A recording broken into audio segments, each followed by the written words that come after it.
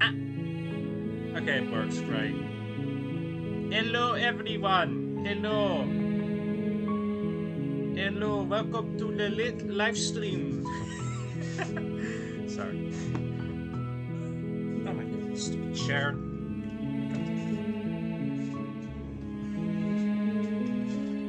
Welcome to an unexpected stream of me streaming Slay the Princess, a game from from last year, which was actually my second favorite game of all time. It's getting a console release, while also getting new content added to the game. So I wanted to stream it because, yeah. Now, originally, the thing is still on. Why am I having that on? Originally, the game was supposed to launch in 8 minutes, but the PS5 had it early. So yeah. I'm not even gonna hold it off. You're on a path in the woods, and at the end of that path is a cabin. And in the basement of that cabin is a princess. You're here to slay her. If you don't, it will be the end of the world. Explore end of the world. What are you talking about? Have you considered maybe the only reason she goes to because she's locked up? Killing a princess seems kind of bad, doesn't it? Does it? Are you a monarchist? Is slaying a princess that much worse than slaying a fisherman or a miller or a seamstress? If anything, slaying a princess is much better than slaying a seamstress. Seamstresses contribute something of value to society.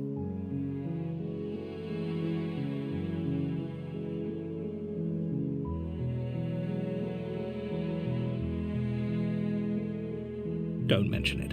It's all part of the job.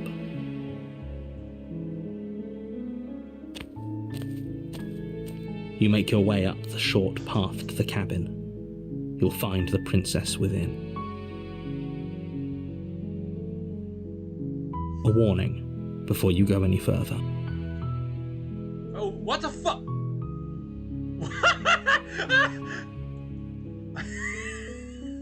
Wait, they added gyro controls with the PlayStation controller. What? Huh. If you move PS5, it moves the image. Got it. She will lie, she will cheat, and she will do everything in her power to stop you from slaying her. Don't believe a word she says.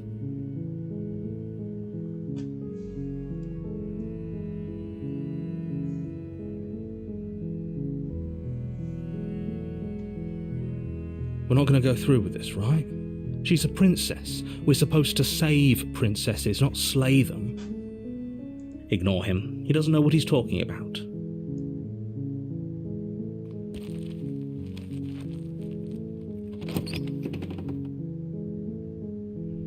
The interior of the cabin is almost entirely bare. The air is stale and musty, and the floor and walls are painted in a fine layer of dust. The only furniture of note is a plain wooden table. Perched on that table is a pristine blade. I'm not going to be talking much because it's mainly just listening and just... The blade is your implement. You'll need it if you want to do this right.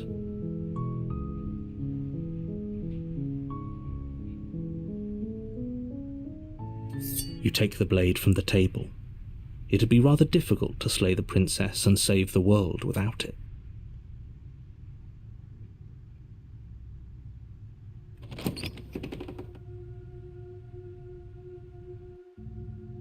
The door to the basement creaks open, revealing a staircase faintly illuminated by an unseen light in the room below.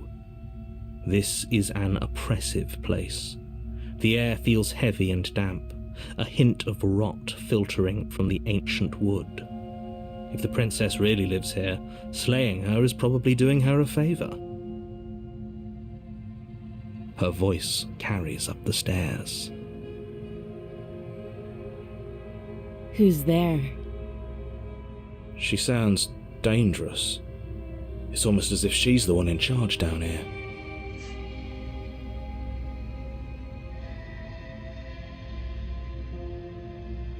Don't let it fool you. It's all part of the manipulation.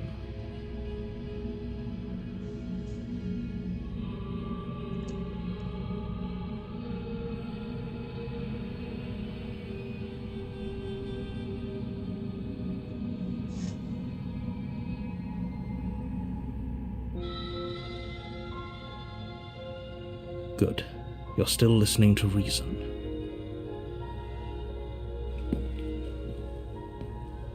You walk down the stairs and lock eyes with the princess.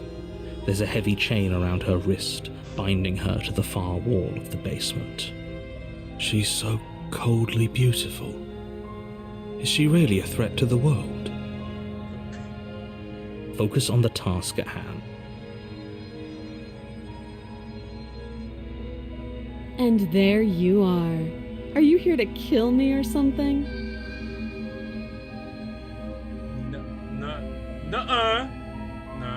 I haven't decided yet. Steal your nerve and step forwards. I'm just gonna... You step forward, your grip on the blade tightening as you steel your resolve. Oh? No talking then? Fine. What even makes you think you can kill me? I'm probably chained up in this basement for a reason, right? And if that knife is the only weapon you have, you'll have to get close enough to use it.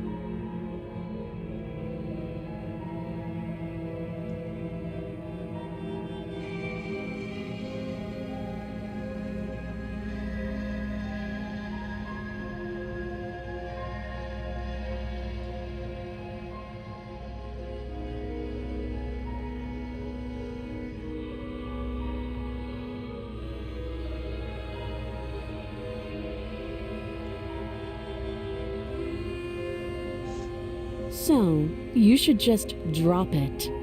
Best not to risk finding out what I can do.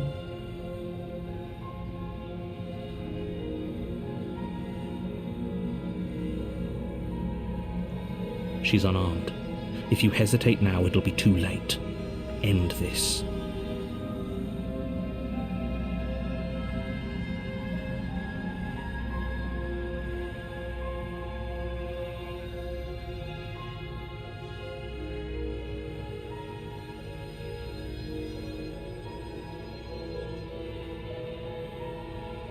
You lunge forward without a moment's hesitation.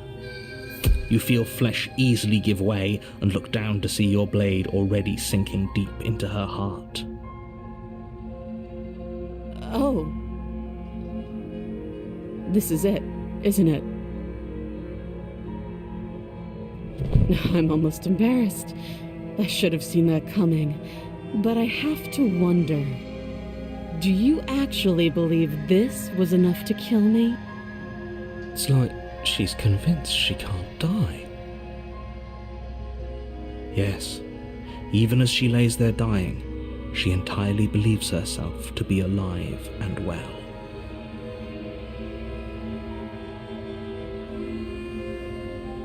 But it's over, isn't it? She stopped breathing moments ago, that arrogant look still plastered on her face. But is it over?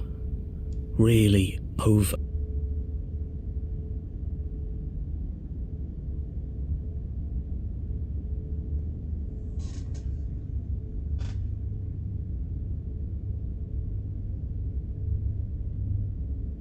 It's over.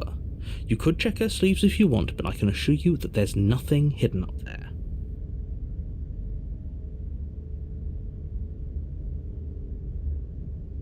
We should make sure. What's the harm in checking for a pulse? I really don't think you should do that. And why shouldn't we? Is there something you're not telling us? I've told you everything that's happened with complete accuracy. The princess is dead. Your blade pierced her heart. There's no coming back from that.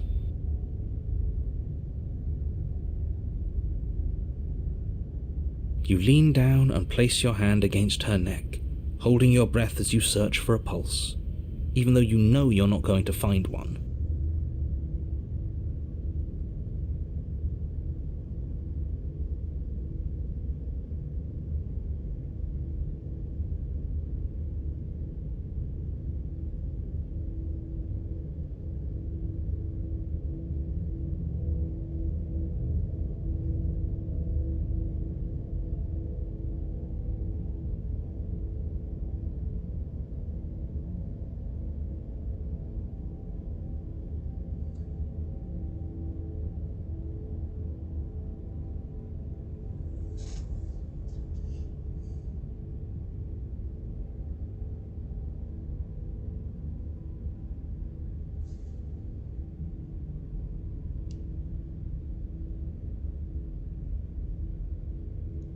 We definitely won't if you keep talking.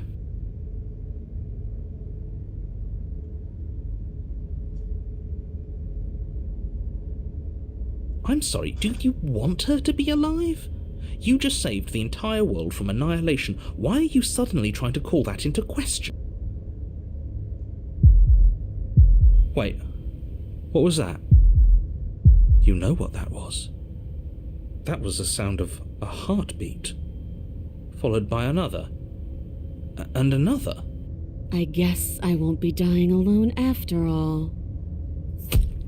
Something sharp digs into your side, the shock of it sending your nerves into a pained frenzy. Fuck. Quick, let's get out of here. It's too late for that now.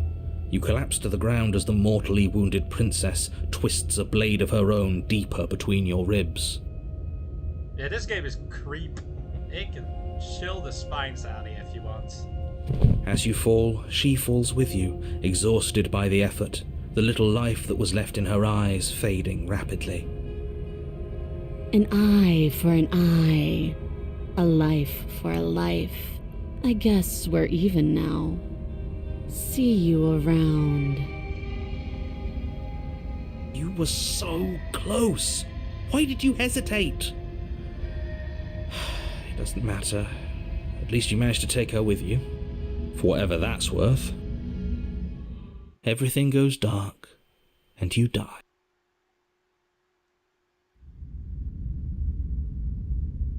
Oh, the razor? This unlocks a razor? You're on a path in the woods, and at the end of that path is a cabin. And in the basement of that cabin is a princess. There's audio cutouts very early. You're here to slay her. If you don't, it will be the end of the world. A terrible sense of déjà vu. No, you don't have that. This is the first time either of us have been here. If he doesn't remember what happened, then maybe it's best to keep it that way. This whole thing's a crock of shit. She's just going to pull a knife out of nowhere and stab us again. Stabbed to death? Well, you won't have to worry about that. The princess is unarmed. Yeah, that's exactly what you told us last time. You said this whole thing would be easy, but after we sank our blade into her heart, she just got up and started stabbing us. Calm down. I assure you she has no weapons, so there's no reason to fear her. You were made for this job. You'll do just fine.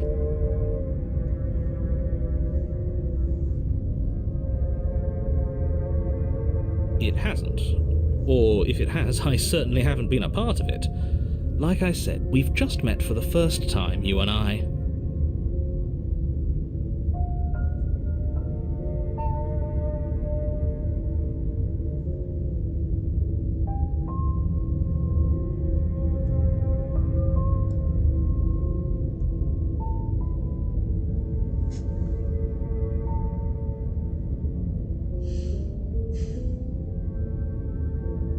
Those are two very different questions, but fine, I'll indulge you if that's what it takes to get you moving. Let's say for a moment that this really is the second time you've met me, or at least a version of me. If you're back here, I'm assuming you died, which probably only happened because you didn't listen to me. We mostly listened to you. How are we supposed to know she'd spring back to life? If she sprung back to life in this hypothetical scenario, then clearly you didn't slay her. But congratulations, you've been given a chance to actually do this right. And I believe your other question was something along the lines of, oh, what's the point of doing anything? If you're asking that, it sounds to me like you're making the rather dangerous assumption that your actions last time around didn't have any consequences. What do you mean? Of course there weren't any consequences. We stabbed the princess stabbed us, and now everyone's right back to where they started. That sounds pretty consequence-free to me. Yes, but in this purely hypothetical scenario, that begs the question of how you got back here. Did time simply rewind itself, or were you instead transported to a different world entirely?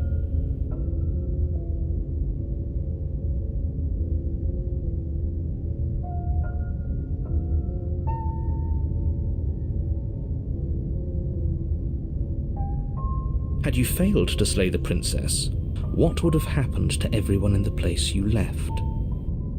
Screw this. Who cares what happened to everyone else? She's not going to play fair, so we should do what we can to save ourselves and just get out of here. At least you know not to trust her, but you do realise that everything and everyone includes you, right? If you turn around and leave, you're dooming yourself as well as everyone else. We were so close to finishing the job last time. She can't get the jump on us twice. If we're careful, we should be fine. That's the spirit. Just keep that stiff upper lip, and you'll save the world in no time at all. Yep.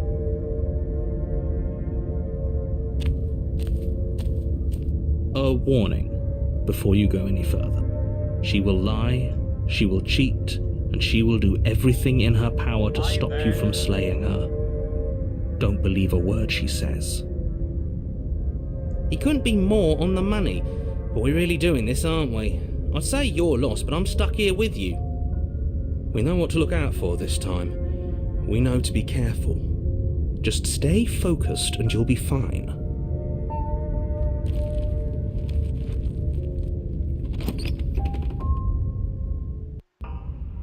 The interior of the cabin is a jagged mess of warped wood and broken boards, their splintered edges as uninviting as shattered glass. The only furniture of note is a pointed table with a pristine blade perched on its edge. The blade is your implement. You'll need it if you want to do this right.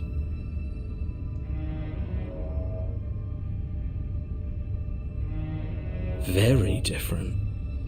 Maybe that's because you haven't actually been here. I hope this means you'll finally drop that ridiculous past life nonsense. You haven't died, and you certainly haven't been killed by the princess. So focus up. A lot's riding on this. That's because there isn't a mirror. There's a table, the blade sitting on the table, and the door to the basement. There's nothing else in here. There's definitely a mirror. There isn't. Can you two stop arguing? It's stressful enough in here without all of this extra noise.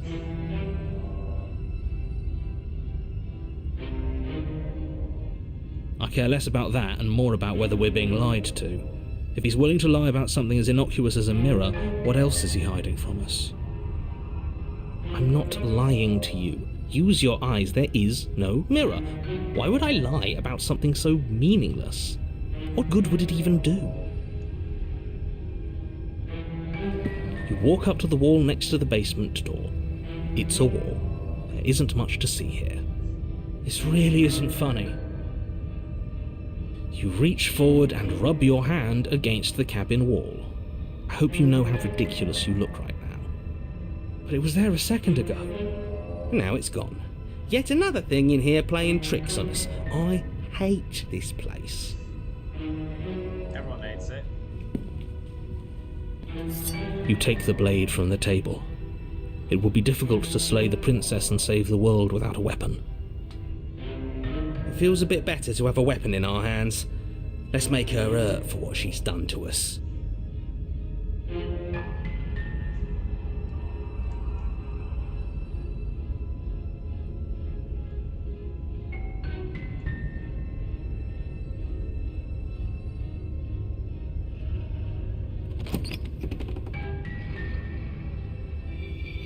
The door to the basement creaks open, revealing what must once have been stairs. The fractured slats look as if they've been torn from their source and violently jammed into the wall.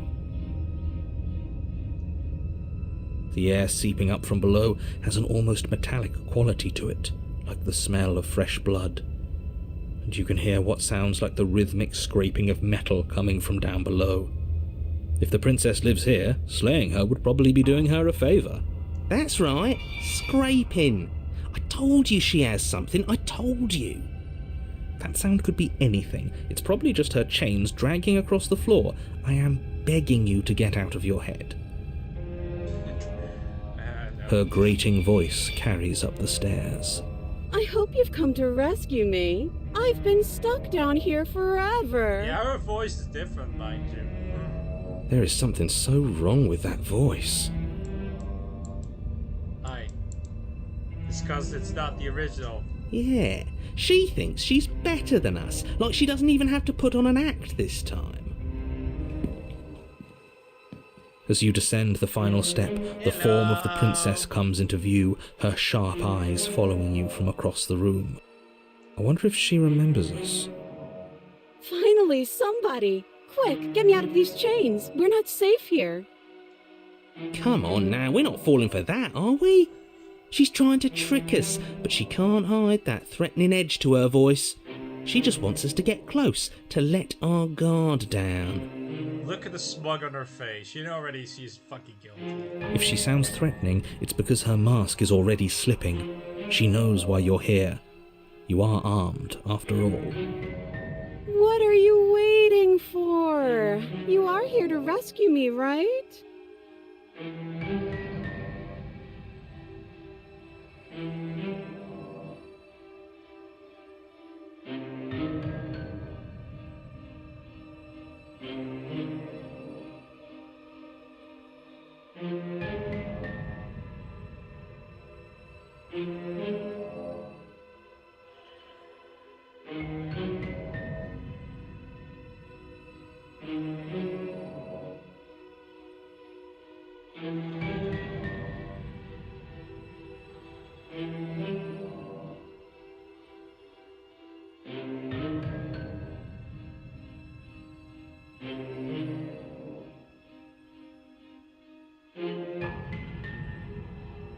Yeah, no.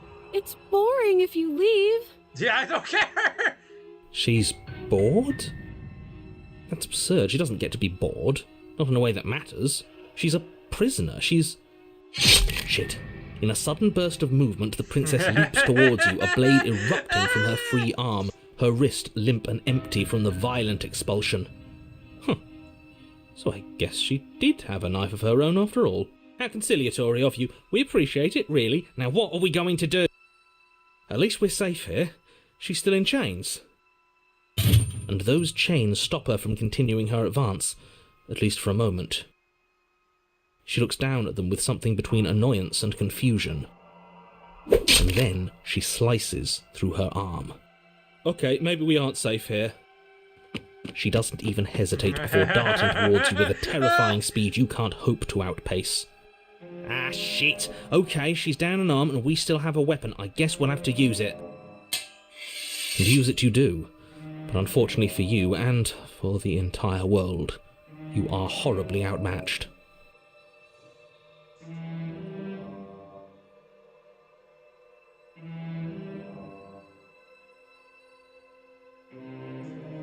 You keep pace with her for a single brief and wordless exchange before she severs your hand and, with it, your only line of defence.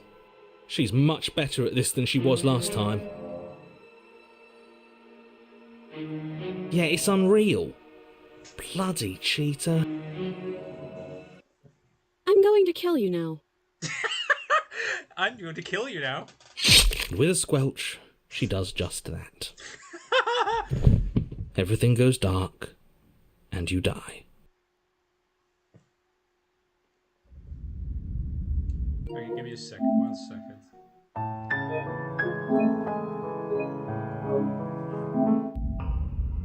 You're on a path in the woods. No, fuck that. If we're gonna have to keep doing this over and over and over again, we're not starting in that goddamn woods every time. We're starting in the fucking cabin. You're what? I feel dizzy. Oh ho ho ho! I guess I took us to the cabin, didn't I? Isn't that interesting? Who holds the cards now? The circle's getting smaller and smaller. Running isn't an option anymore. Well, yeah, but for whom? Someone or something is out there pulling the strings and we're all just puppets until we can figure out how to see them. But what if that someone is us, eh? Wouldn't that be neat? If we were the ones pulling the strings, I'm pretty sure we wouldn't have died twice already. Great, so obviously you've already been here. How many times? This is our third? No wonder things have fallen apart. You do realise that every time you fail, she escapes and an entire world is damned to destruction, right? That can't be right, that's too much responsibility.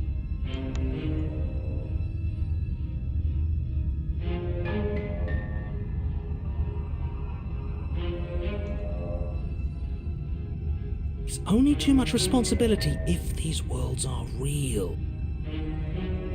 Let's just stay focused, shall we?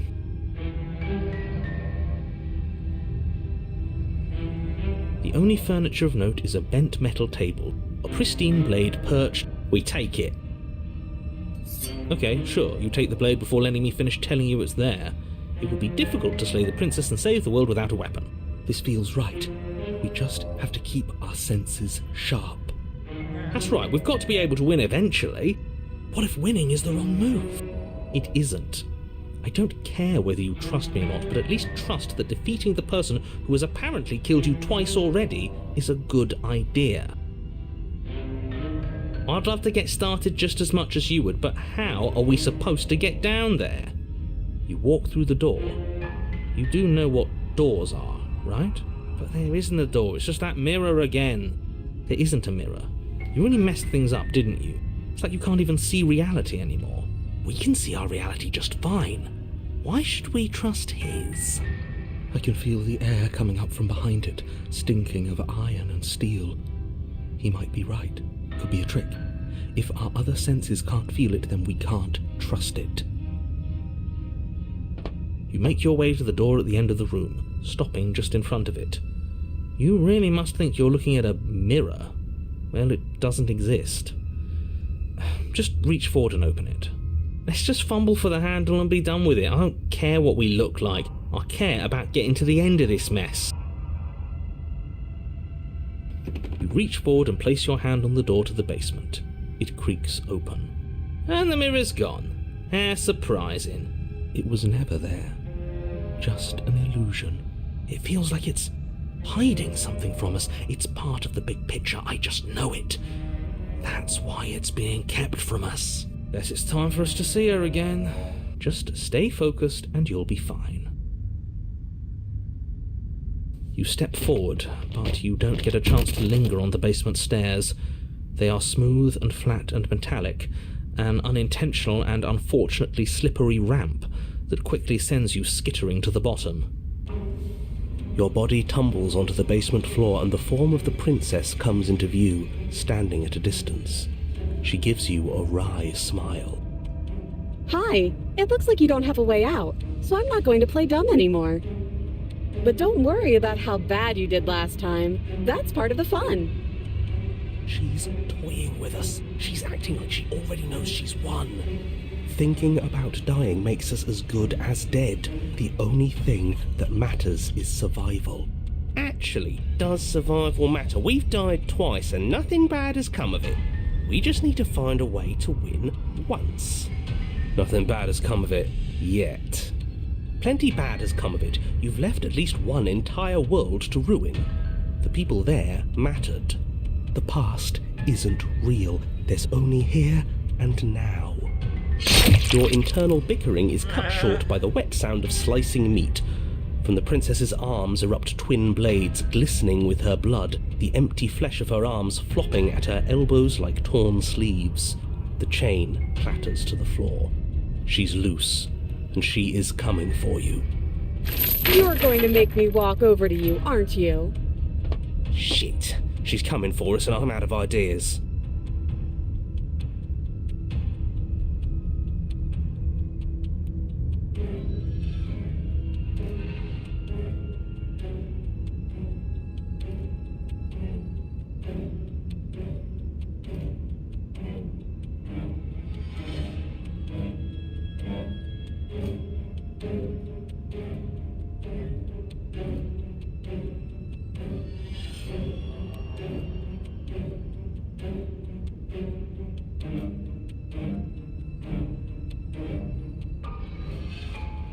No, that's a terrible idea.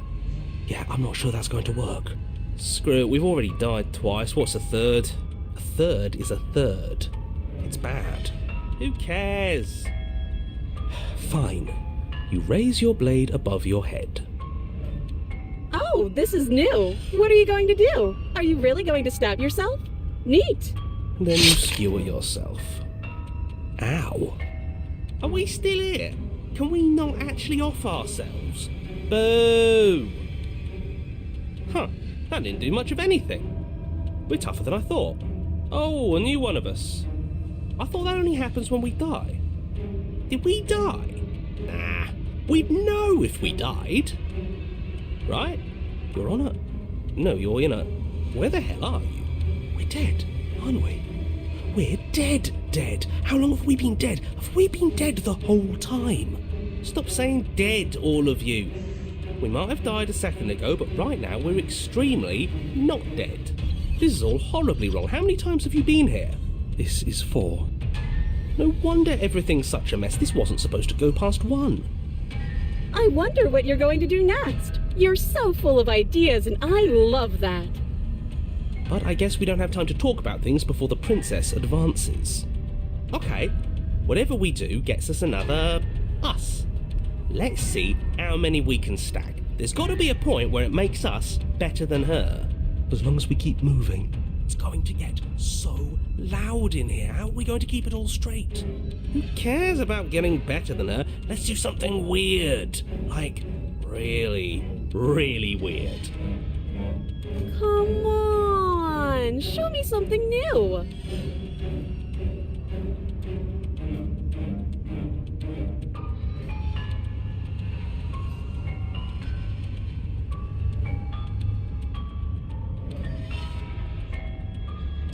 Compliment her on those gleaming blades. There's nothing better than a capable woman. She skewers you.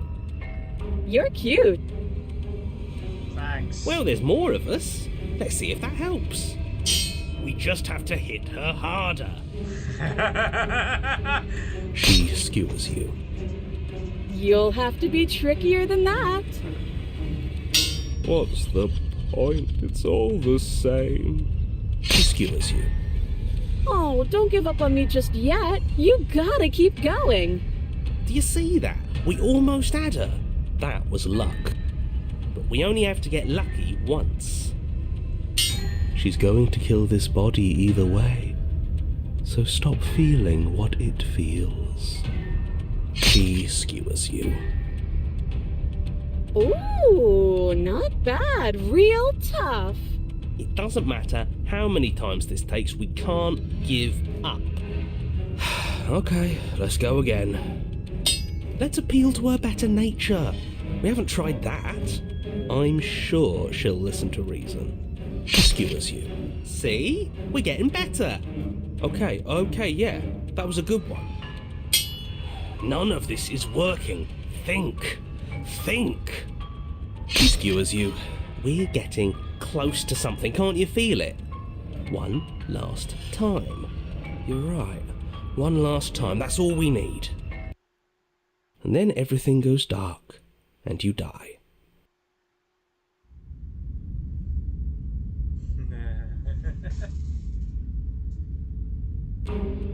Your Honour, don't lose your head. We're in a cabin and we'll take it from here. Everything feels like it finally fits, doesn't it? We're up here, which is different, and different is good. And our steel claw is already in our hand. Oh, what if we throw it out the window? Over my dead body. That won't be very hard. We've died a lot. But I can't say I mind anymore. Besides, what better way to die so very many times than at the sharp hands of a beautiful woman? I mean, this version ain't that beauty, but... I'm sure I can think of a better way to die. They're all the same, really. How about we stop thinking about horrible ways to die? I don't want us to accidentally manifest anything. The only thing we're gonna manifest is finally ending up on top. There are entirely too many of you. How many times have you been here? This isn't good. This is... Yeah, leave it to the pros. We'll notch up that win in no time. Narrator, we heroically stride through the door and towards our destined final encounter with our star-crossed lover. Fine by me. You walk to the door and onto the basement stairs, only... It's more of a slide. We know. Fine, I'll just shut up then and speed this whole thing along.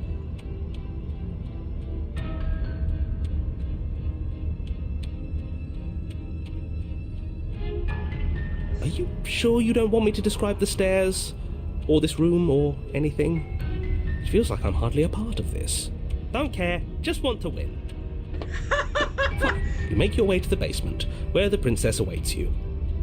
You know, this last time I killed you, and you didn't pop right back up again? I thought I'd actually done it. I thought I'd cut you into so many pieces you just weren't able to stitch yourself back together. But I guess we're not done. That's okay with me. It's good even. I like that. I got something ready for you while you were gone. Do you want to see it?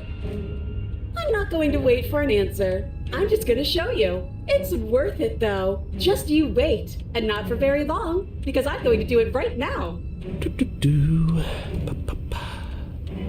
Are you going to say what she does? Do you want me to talk now? Well, yeah, she says she has something new. I want to hear about the new thing. Yeah, me too. I think I speak for all of us when I say that I would like to hear you describe her new thing. Really? Okay then. Here we go, now. The princess's skin twists, splitting into red blooms of raw meat as it stretches and tears.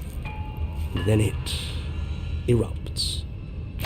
She becomes a wave of blood and viscera, pieces of her splattering against the walls. All that remains in the center of the room is a skeleton of blades. A heart beats furiously in its cage of a chest. Are you ready for what comes next? Holy shit! She's gorgeous. Absolutely divine. What the fuck, bro? Yes, behold the perfect woman. Perfect woman. Got it. Okay. Do you think we can throw her out the window? No. That looked painful. How is she still alive? Heart's still beating, that's all she needs. This is fake. This is all fake. That's all just made up.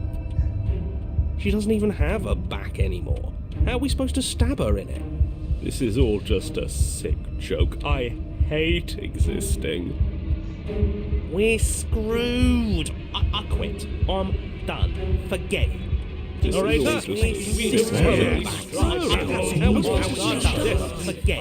what just happened? It's so quiet.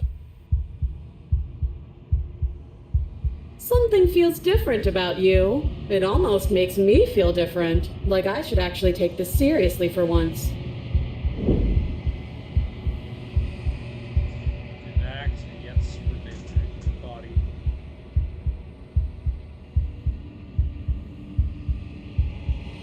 You're incredible.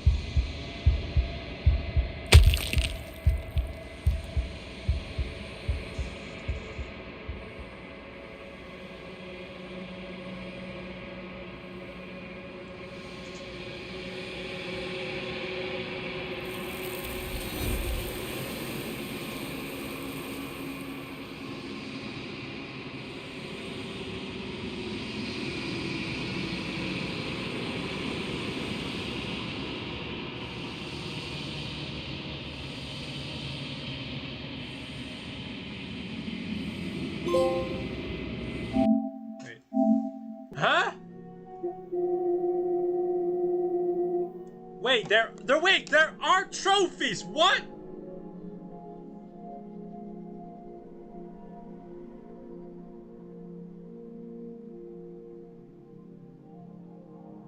What? Huh?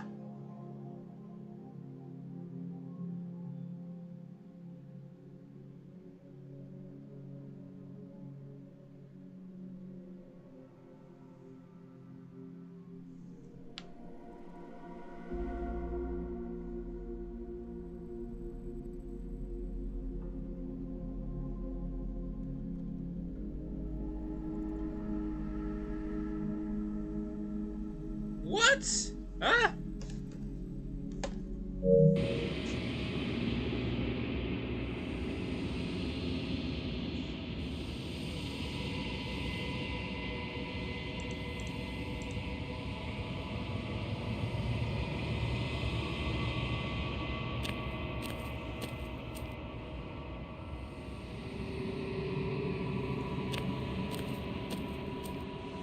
Something finds me in the long quiet and brings me the gift of a fragile vessel. What are you? I am solitary lights in an empty city. What are you?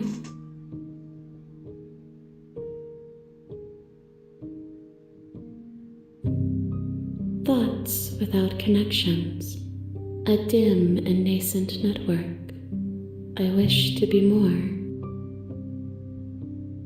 I think that you are like me. We are oceans reduced to shallow creeks.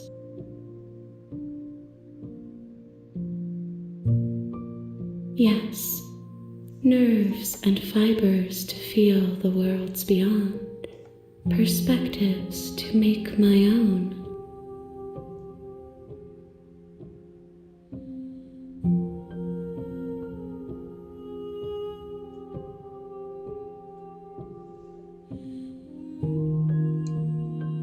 This one is a single-minded edge. She is cruelty, but she is also joy. She will make for a piercing heart. Do not mourn her. She is exactly where she needs to be.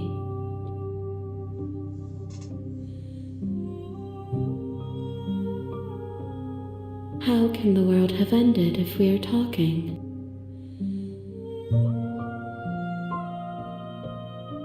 I'm sorry. There are some changes that can never be undone. There are some tears that can never be unshed. This is not a place that can hold a fragment of a concept. The moment she arrived here, she was going to return to me. I promise that it doesn't hurt. You are the only thing I have ever known. The space we're in is vacant. Nothing comes here but us. I have only just now stirred to consciousness. I could not have trapped you here, and I too yearn to be free.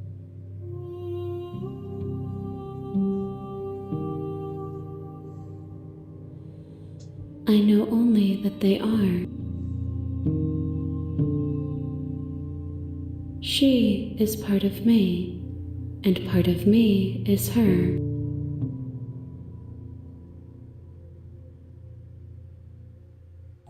You speak in circles. Does it matter where one thing begins and another ends? You are familiar, but you are not me. I feel sadness, longing, hope as I witness you. Nothing as we are, but I know that there are worlds beyond us, and that we are meant to reach them. There is no exit, but this vessel is a creature of perception. She can make you forget, if only you believe her to be able to. Bring me more perspectives, so that I may be whole, and perhaps then we will know our freedom.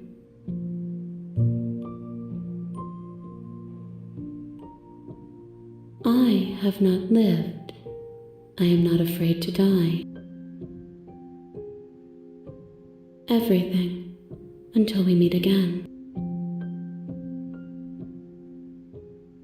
More than you have found, but less than there are to find. I am infinite. The rest will find their own way home. Then we will be here forever, as we are now, unfinished, dry, hollow.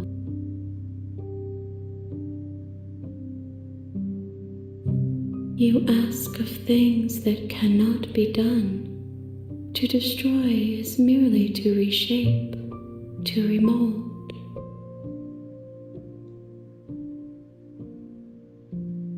How can I know? I am flickers in something sprawling and unilluminated.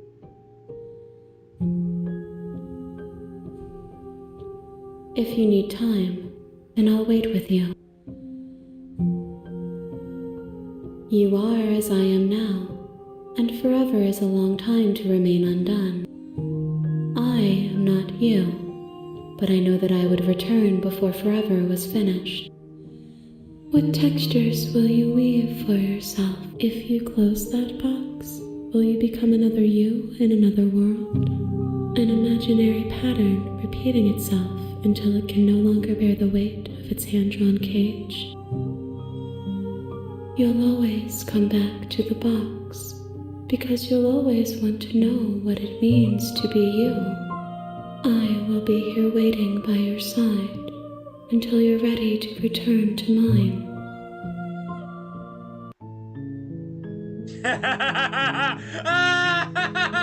I see you have returned to me. Days mean nothing in the maw of forever. I never left your side.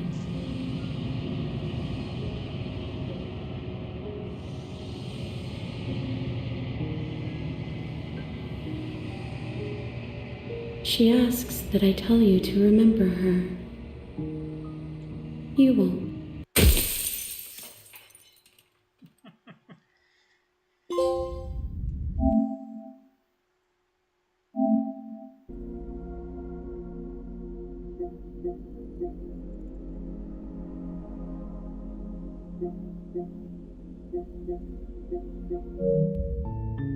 You're on a path in the woods, and at the end of that path is a cabin. And in the basement of that cabin is a princess. You're here to slay her. If you don't, it will be the end of the world.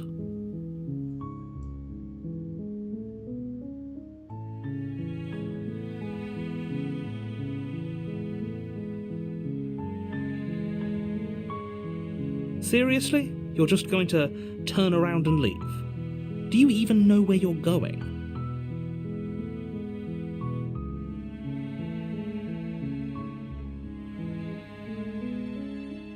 Somehow I doubt that, but fine. I suppose you just quietly continue down the path away from the cabin. Good. What we're being asked to do here is wrong. Better to wash our hands of this whole situation than to take part in it. Ignore that annoying little voice, he doesn't know what he's talking about.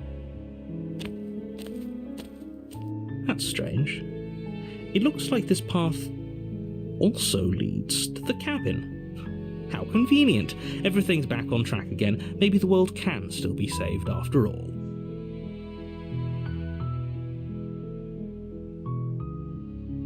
That's great to hear. As long as you bring that fiery attitude to princess slaying, I think this will all resolve splendidly.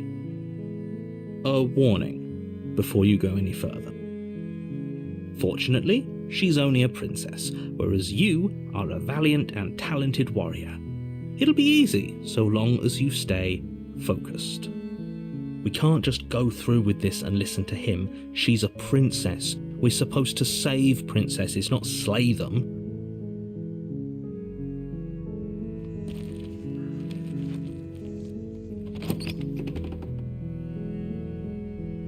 The interior of the cabin is almost entirely bare. The air is stale and musty, and the floor and walls are painted in a fine layer of dust. The only furniture of note is a plain wooden table. Perched on that table is a pristine blade. The blade is your implement. You'll need it if you want to do this right.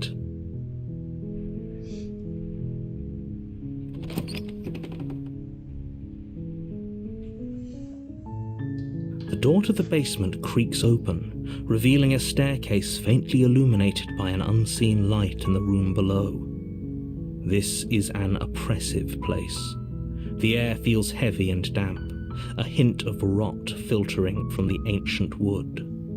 If the princess really lives here, slaying her is probably doing her a favour. Her voice softly carries up the stairs. Hello? Is someone there? It's hypnotizing. It's the kind of voice you only have to hear once to remember it for the rest of your life. Don't let it fool you. It's all part of the manipulation. You're playing a dangerous game by coming here unarmed.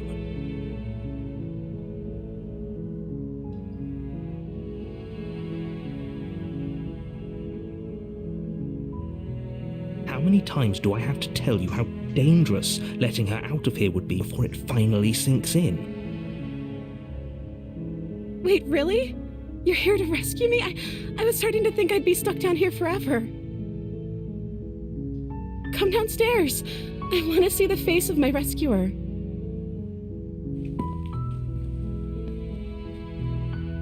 You walk down the stairs and lock eyes with the princess. There's a heavy chain around her wrist, binding her to the far wall of the basement. She's beautiful.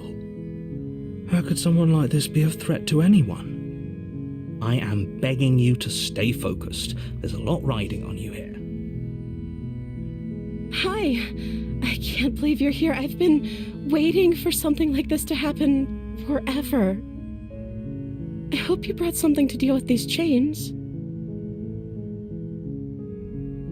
Don't do it.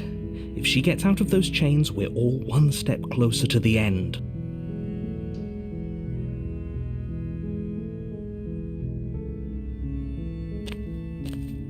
You're only making this more difficult. Thank you.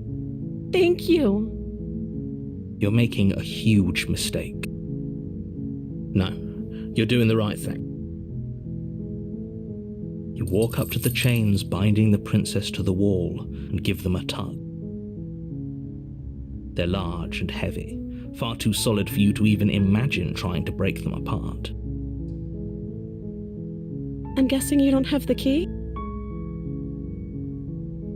Maybe it's somewhere upstairs. Doubtful. Whoever locked the princess away down here intended for her to never see the light of day. They wouldn't have just left the key to her chains somewhere in the cabin.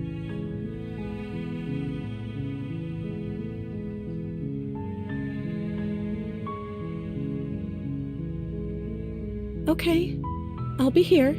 Good luck. You attempt to make your way out of the basement, but the door at the top of the stairs slams shut. You hear the click of a lock sliding into place. Is someone else here?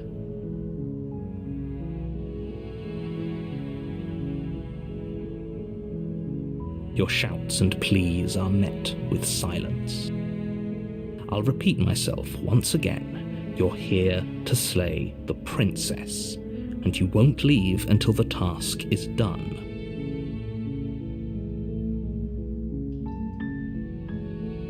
I just realized something. Oops.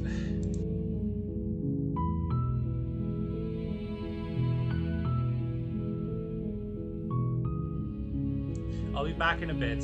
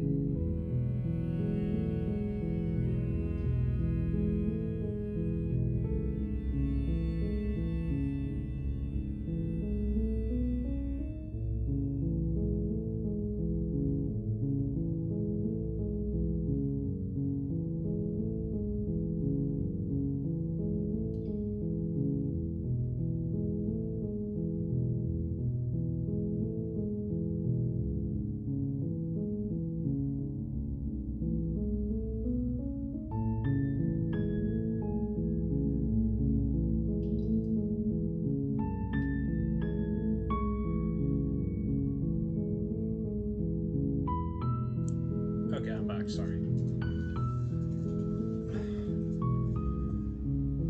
You try the door, but it's locked from the outside. You make your way to the bottom of the stairs. This would have been so much easier if you'd just taken the blade like you were supposed to. Easier for whom? Easier for everyone. Look at the mess you're in. I heard the door slam. They locked you down here too, didn't they? There's a slight panic rising in the princess's voice. If I could just get out of these chains, I know we could force our way out of here together. She barely hesitates before raising her arm to her mouth, her teeth tearing through her limb with the determination of a trapped wolf. As she rips her flesh from her bone, a sound comes from behind you, the clang of bouncing metal. It's the blade from upstairs. You're not sure how it made its way down here, but if there's a time to strike, it's now. Or we could use it to free her. You won't like what happens if you do that. Fine. Against your better judgment, you place the blade against the ragged, self-inflicted wound on the princess's arm, just above the unyielding chain binding her to this place. So, fun fact about this splash arts, I've recreated this entire artwork in pixel arts. That's not a joke, it's not a drill. I don't have it on hands right now, or I have to look up real quick.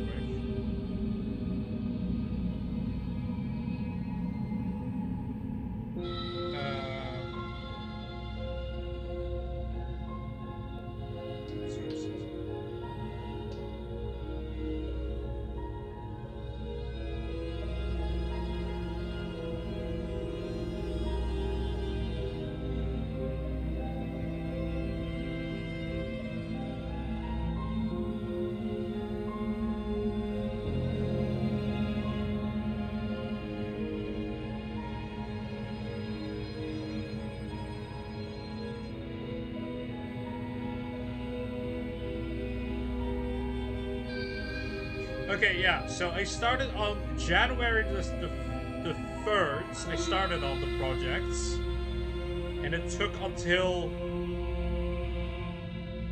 I believe,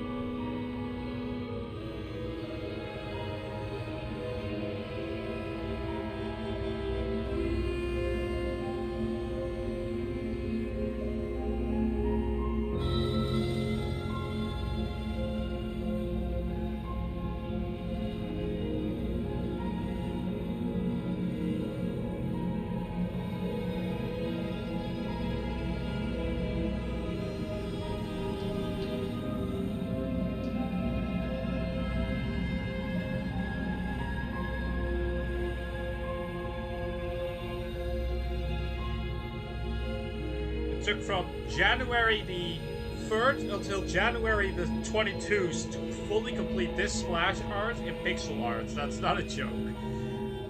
I have to probably, it's gonna take a while so I can get it on the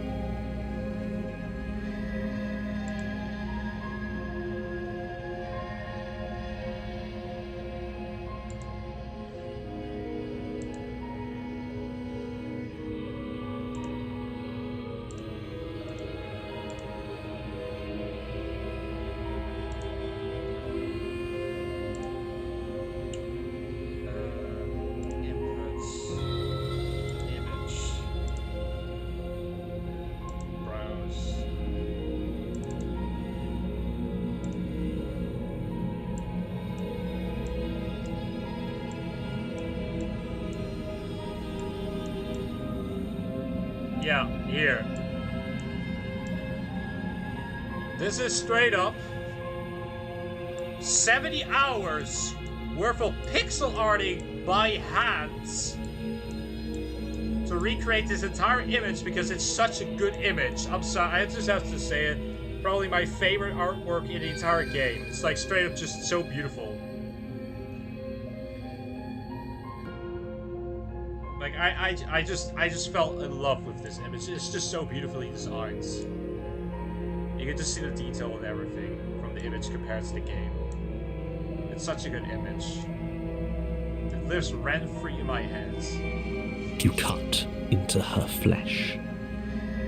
The blade is sharp, and it takes little effort to crack through the bone of her arm. Her limb falls to the ground, and the heavy chains follow suit. She didn't so much as utter a sound through the whole ordeal. No, she didn't. She smiles softly as her gaze meets yours, blood from her wounded arm dripping rhythmically to the ground. How is she still smiling after everything? It's like she isn't even bothered by what just happened. Thank you. Now let's get out of here. No, we won't have any of that. The stakes are too high. You can't just let her escape into the world.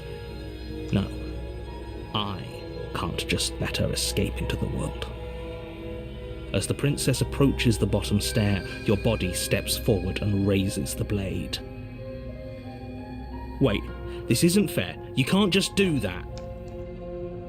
Watch me. What are you doing? Slay. Order! Stop that. No, not my milady. Something's come over you, hasn't it? You know you don't have to do this, right? Your body lunges forward, the blade held low, ready to sink into her heart. But the princess dodges, stumbling back against the wall before the blade has a chance to connect. Stop it. Stop trying to resist me. I'm trying to get you out of here alive. Thanks. The blade. Move the blade. As your body remains frozen in stubborn resistance, the princess takes a cautious step forward. We both know this isn't you. She nervously reaches towards you and takes the blade from your infuriatingly rigid hands. What are you doing? Saving my I'm lady. sorry. I'll try to be quick. She plunges it into your chest, tearing through flesh and sinew. It is agony. But you aren't dead yet.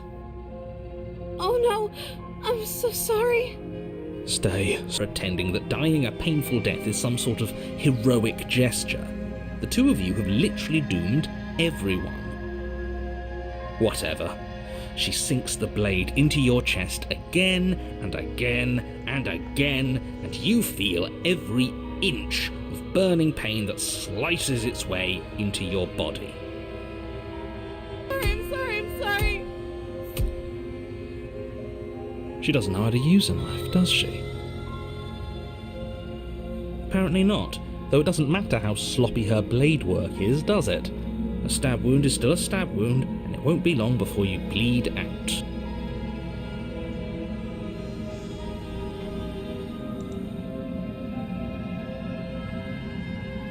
End like this, right?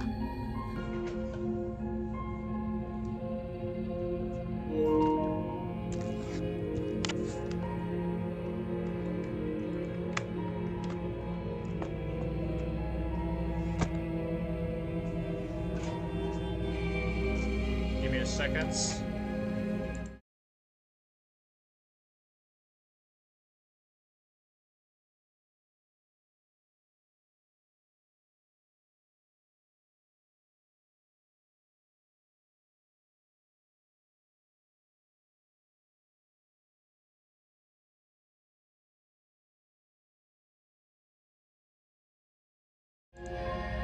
Alright, that should fix it. Hopefully the Wi-Fi's a lot better now.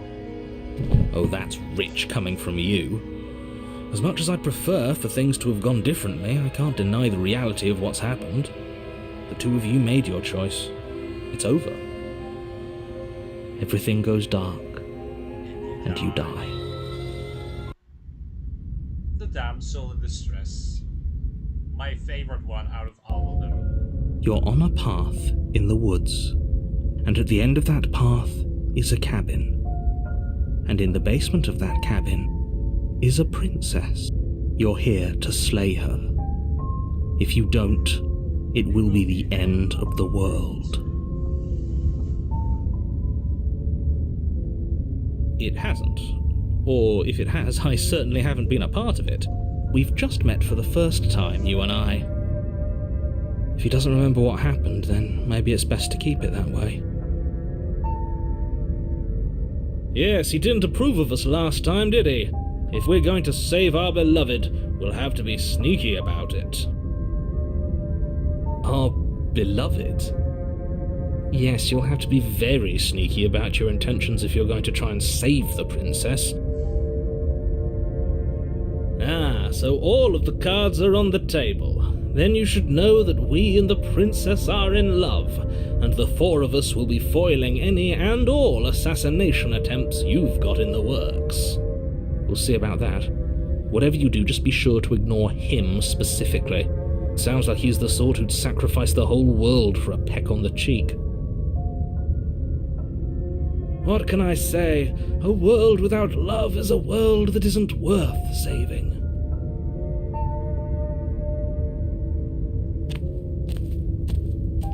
A warning before you go any further. She will lie, she will cheat, and she will do everything in her power to stop you from slaying her. Don't believe a word she says. We already told you we're not playing along with your little game. It's your lies that can't be trusted. Her beauty is the only thing in the world we can believe in. I think we've already been over this. I'm pretty sure he just likes the sound of his own voice. I do, but I also speak from the heart. My passions are too great to be stifled. They must be expressed. Sure, yeah, your passions are strong and all, but not everyone needs to hear them. Some things are better kept quiet. Don't pay their bickering any mind. Focus on the task ahead.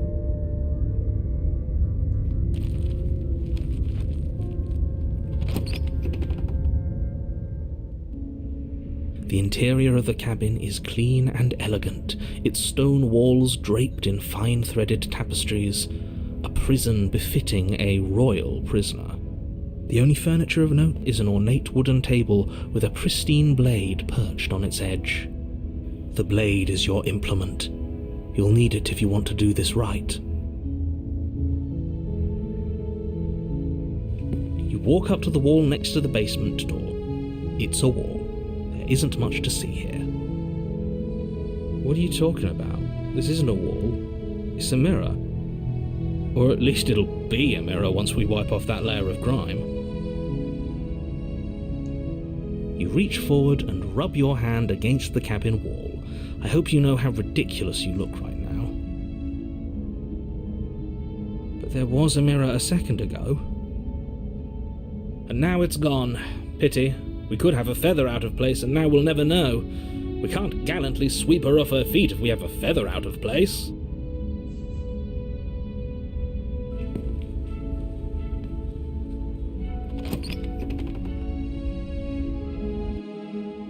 The door to the basement creaks open, revealing an intricate stairwell. Gold-trimmed carpet glimmers in the light of the torches positioned along the walls. The basement almost seems welcoming in the dim firelight, but it's still a stone basement. If the princess lives here, slaying her is probably doing her a favor. A soft voice carries up the stairs. Hello? Is someone there? Her voice, it's somehow even more beautiful than last time. I can hear wedding bells already.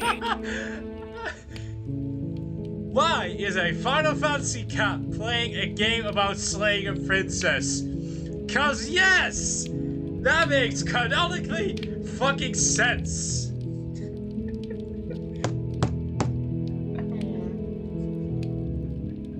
Okay, that one actually straight up made me laugh my ass off. Okay, I'm sorry. Okay, that one is actually like straight up funny. Of like, why is a cat from Final Fantasy playing this game? Insert the meme of just the disgusted face pointing at a cat meme. Like, what the fuck are you doing? I've held my tongue till now, but you're taking this a little too far. We barely even know the princess. We can still do right by her without all this over-the-top fawning. And it's a bad day to have eyes. No. No. No, it's a beautiful day on Twitter. Yes, for everyone's sake, you're not in love. Just remember that her charms are all part of the manipulation. You walk down the stairs and lock eyes with the princess. There's a heavy chain around her wrist, binding her to the far wall. My lady! My lady! My love, we're here to rescue you from your unjust and foul imprisonment. You know she can't hear you, right? She may not be able to hear my words, but surely she can hear my spirit. Oh, your spirit's plenty loud, all right. It's you, my dashing hero. I was so worried you wouldn't come back. Did you hear that? She said we're dashing. And she called us a hero. Flattery really goes a long way with the two of you, doesn't it? Waiting for you to come back. I didn't want to believe your ravings back in the woods, but this is next to incontrovertible evidence. You've been here before. That's right, villain, and you killed us. Well, she killed us. Only because he made us try and kill her. It was self-defense. Our beloved's hands remain unstained by cruelty. And you've died before. So an entire world has been damned to oblivion. I'd really hoped I'd be the first, but what's done is done. What matters is you have a chance to do it right this time. We damned a whole world. But everything reset. Nothing resets, you're just somewhere else. You can't keep hopping between worlds forever. Especially not without leaving a trail of incomprehensible devastation behind you. This is horrible.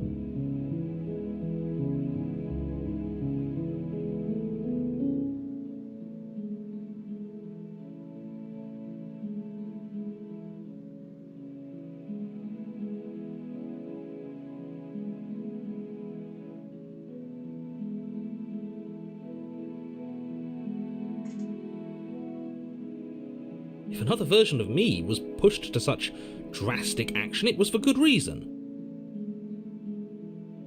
That's okay. You were just doing your best, and that's all that matters. Yeah. She took that in stride. To a surprising extent. An almost unsettling extent, actually. That's because she's perfect. Do you think she has someone like him telling her what to do? She doesn't. There's no one else like me. I think he's right, because I like it better if she doesn't have some horrid little voice like him, always trying to drive her to violence.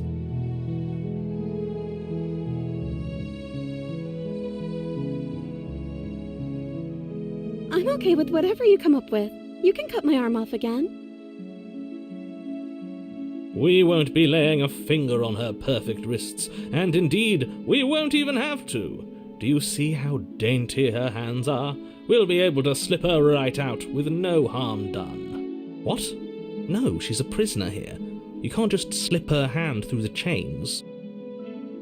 Why are you two arguing over the logistics of slipping her hand out of her shackles? She just said she'd be okay with any idea we came up with. Am I the only one here who thinks that's weird? She didn't care last time. Why should she care this time? That's our stoic, smiling angel. No, you're right. It's extremely bizarre behaviour and further evidence that she's a monster who's not to be trusted. So go ahead and slay her.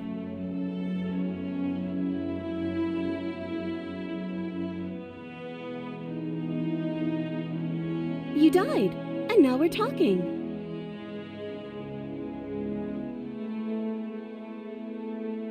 No, I can't let you do that. If you take another step towards the princess, I'll... You'll what? Take over our body and force us to try and kill her? I would if you had a weapon.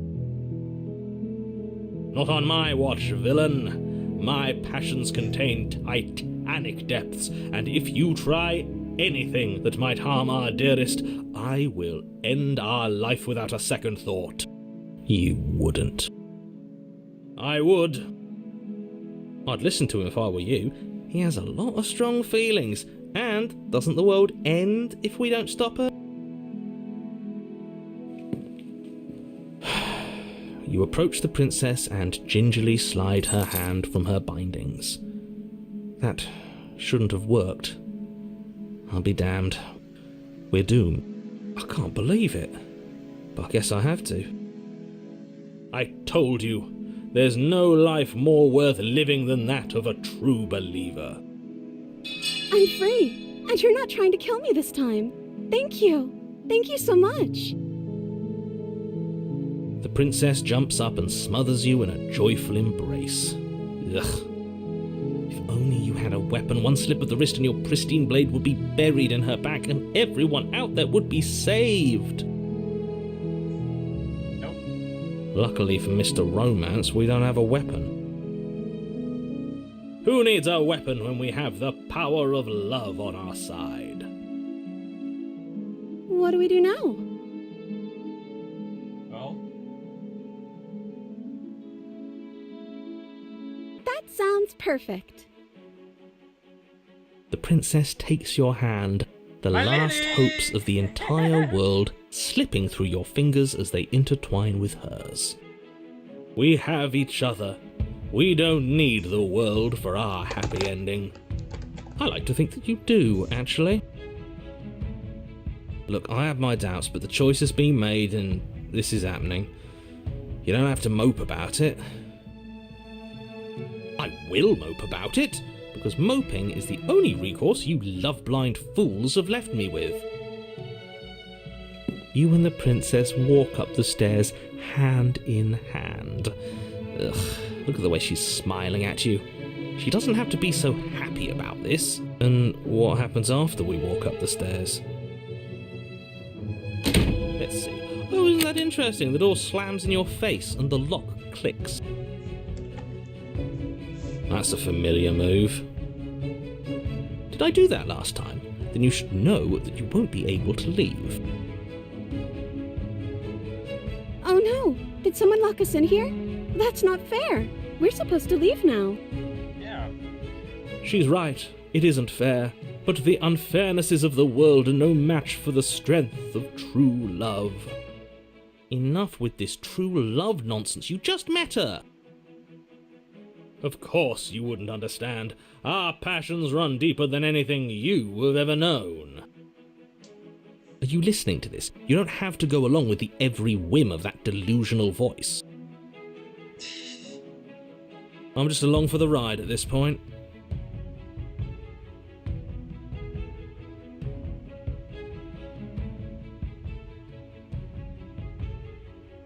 Okay, yeah, you've got this. Nope. You place your hand on the door. And... the lock clicks. What? And the door creaks open. Are you kidding me? Ha! I knew it. Your words are no match for the pure strength of our hearts, Wait, was it, like, bound original? together What? as one. You and the princess make your way upstairs, and... the blade, that's right, there's still a chance for you to do the right thing. Take the blade from the table and slay her before it's too late. No. I'm not slaying my lady. You're enjoying this, aren't you? You're taking every opportunity you can to draw out the end of the world and make me suffer. I hate you. You know, if her walking out that door is really going to end the world, can't we all just stay here? Seems like an easy win for everyone. That's not how this works. Don't care. Yes, what he said. That's not how this works. Obviously, we have to leave with her. It's our happy ending.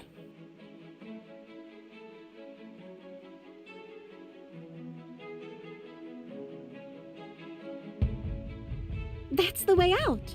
We're going to leave together, just like you wanted. Yeah. Yes, I suppose you are going to do that, aren't you? You cross the room, opening the door to the cabin. And then you step outside. This is my PC background, actually, by the Happy way. ending at last. This is when I use my PC We background did for it. almost a What full should we year do now. No, don't go, my lady. Where did everything go? No. Where did he go? Oh, is he gone? I hadn't noticed. I was too busy staring deep into our beloved's eyes. I'm cold. Is being happy supposed to be so cold? No. She's cold. Quick, our feathers. Pluck them all and weave her a coat worthy of a princess.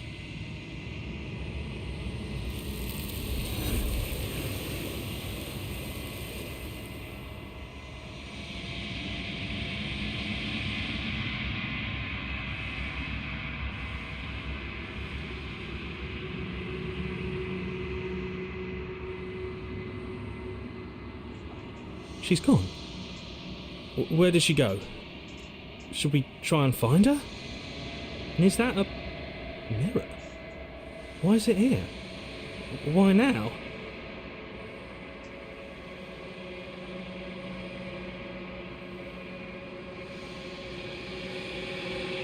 What is that supposed to mean? Whatever awful thing I felt before, it feels so much worse now. Do it then. End us all before I die of a broken heart.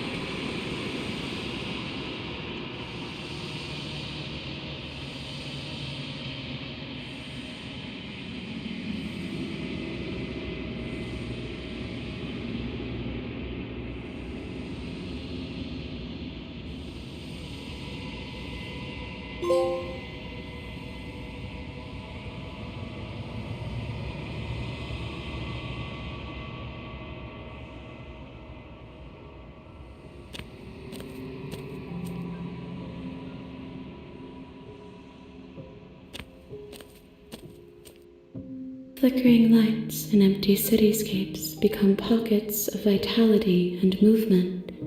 I am more than I was before. Whenever you are ready, I will wipe your slate clean once again.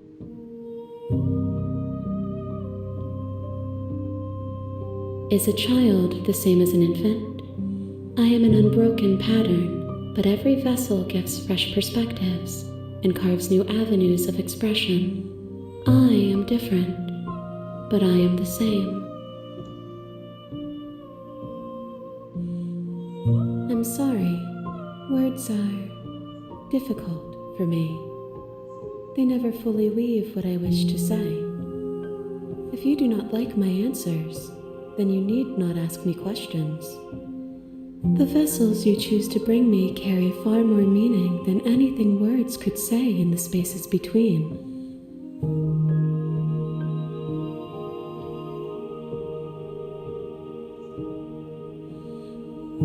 Eyes close in reflection.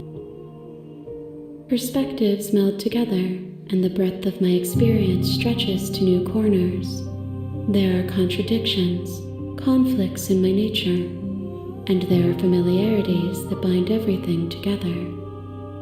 It feels correct. This is what I need to be.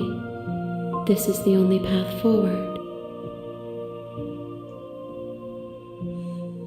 With every gift you bring me, I excavate the alleys of what I am meant to be, and every exploration yields new and complicated truths. What I will be is different than what I am, and what I am is different from what I was. I cannot tell you what desires I will hold when I have changed. But in this moment, all I want is to know myself and to know you.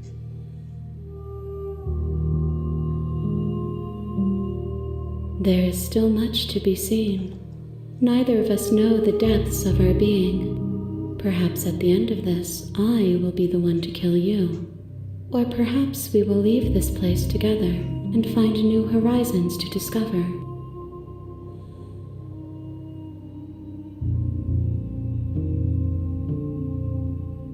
Those paths lead to worlds you've already seen, and to perspectives I have already made my own. They are useless to us now, inaccessible. The only paths of value are those that are yet untread.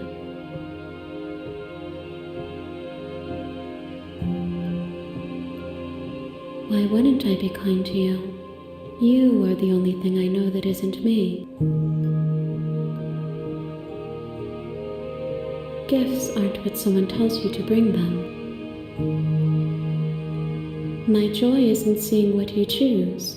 There are no wrong answers, and every perspective illuminates my shadows and shares new secrets. This one is soft and delicate. You molded her to love you, and she'll make for a gentle heart. I want her. Do not mourn her. She has served her purpose.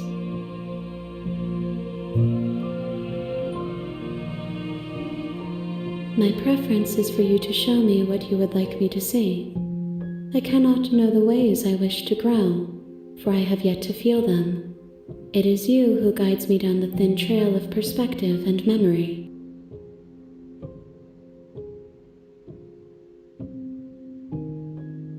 The vessels are shaped by memories of you, but their impulses are drawn to the edge of the long quiet. To them you are a gate to something more, and any hurt you've caused them is understood as a fair price for freedom.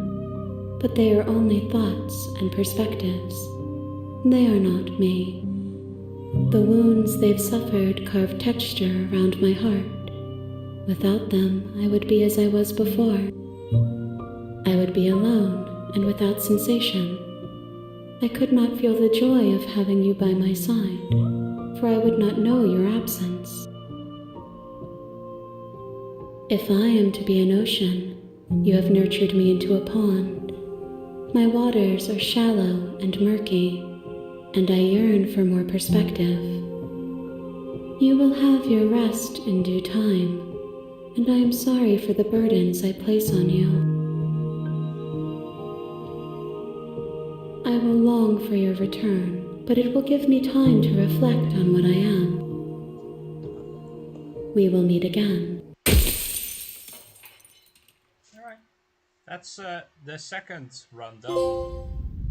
A gentle heart. Bring them down somewhere. You're on a path in the woods, and at the end of that path is a cabin. And in the basement of that cabin is a princess. You're here to slay her. If you don't, it will be the end of the world.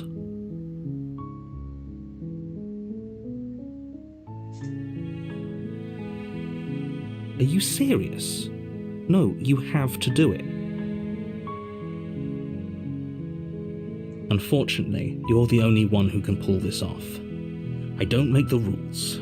I wish I did, but I don't.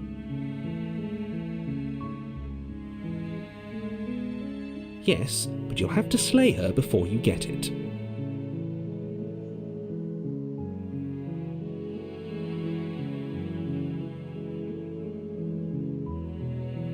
It's a secret, but I think you'll like it. It's a special reward, just for you. And whatever you think it might be, I can promise you it's going to be even better than your wildest imagination.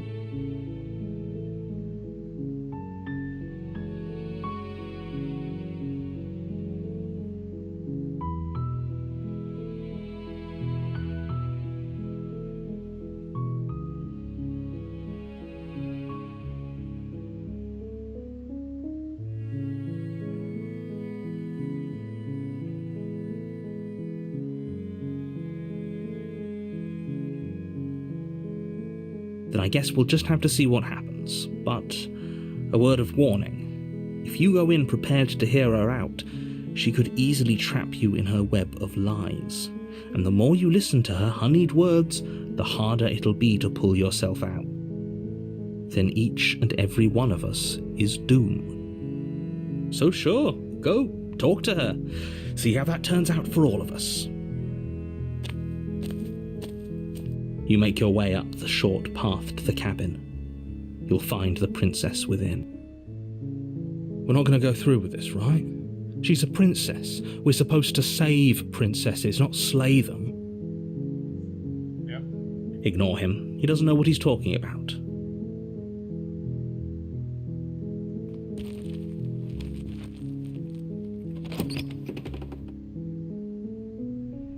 The interior of the cabin is almost entirely bare. The air is stale and musty, and the floor and walls are painted in a fine layer of dust. The only furniture of note is a plain wooden table. Perched on that table is a pristine blade. The blade is your implement. You'll need it if you want to do this right. You take the blade from the table. It'd be rather difficult to slay the princess and save the world without it.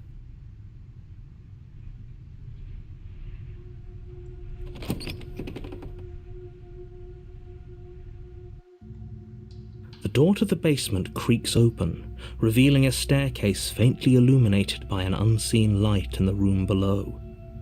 This is an oppressive place. The air feels heavy and damp, a hint of rot filtering from the ancient wood. If the princess really lives here, slaying her is probably doing her a favor. Her voice carries up the stairs. Who's there? She sounds dangerous. It's almost as if she's the one in charge down here. Don't let it fool you. It's all part of the manipulation.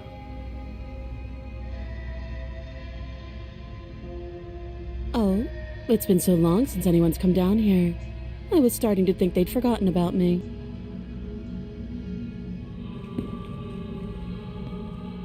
You walk down the stairs and lock eyes with the princess. There's a heavy chain around her wrist, binding her to the far wall of the basement. She's so coldly beautiful. Is she really a threat to the world? Focus on the task at hand. And there you are. Are you here to kill me or something? Then drop the knife. Yes. We should. It'll go a long way to building trust with her. Don't you dare. It's fine. We can decide what we want to do after we talk to her. Maybe she really is a monster, but killing someone in cold blood isn't very becoming of us. The blade tumbles out of your trembling hands and drops to the floor with an unceremonious clang. Thank you. Maybe now we can just talk. Against your better judgment, you step forward to speak with the princess face to face, unarmed. We'll be fine. I don't know what you're hoping to accomplish here, but I can assure you there's no reasoning with her. Just make sure you don't forget about the blade on the floor. You're going to need it. So here we are. What an awkward start to a relationship.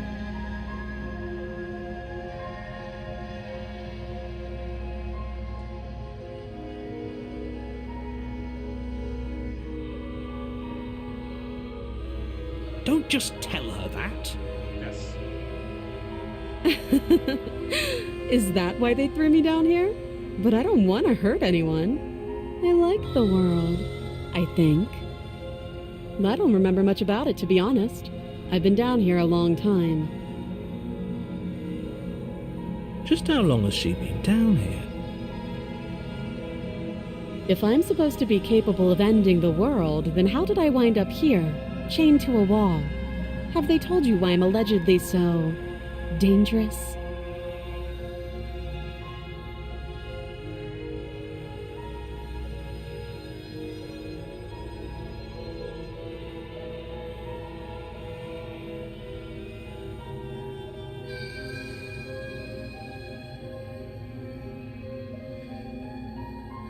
Sooner or later, you'll understand that I have your best interests at heart. Hopefully sooner. How sweet. Now be a pal and help me get out of here, would you? We could figure out how to deal with them after I'm free. Yes, my lady.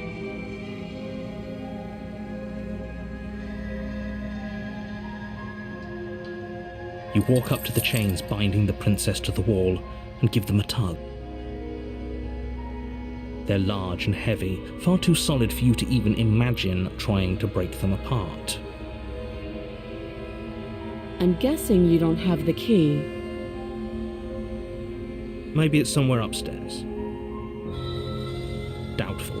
Whoever locked the princess away down here intended for her to never see the light of day. They wouldn't have just left the key to her chains somewhere in the cabin.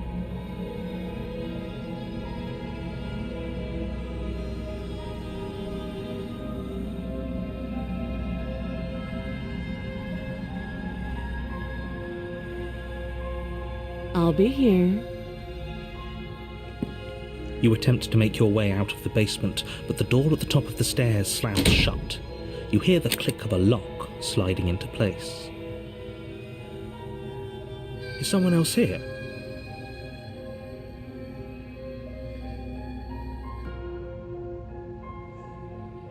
You try the door, but it's locked from the outside. You're here to slay the princess, and you won't leave until the task is done. Your shouts and pleas are met with silence. I'll repeat myself once again. You're here to slay the princess, and you won't leave until the task is done. You make your way back to the bottom of the stairs. This would have been so much easier if you'd simply slain her like you were supposed to. Easier for whom? Easier for everyone. I heard the door slam. They locked you down here too, didn't they? The knife. Pick it up and cut me out of here. You won't like what happens if you do that. I don't care. Against your better judgment, you place the blade against the princess's arm, just above the massive, unyielding chain. You cut into her flesh. The blade is sharp, and you make quick work of it. Before long, you're able to crack through bone, and she pulls the bleeding stub of her arm through the iron gauntlet.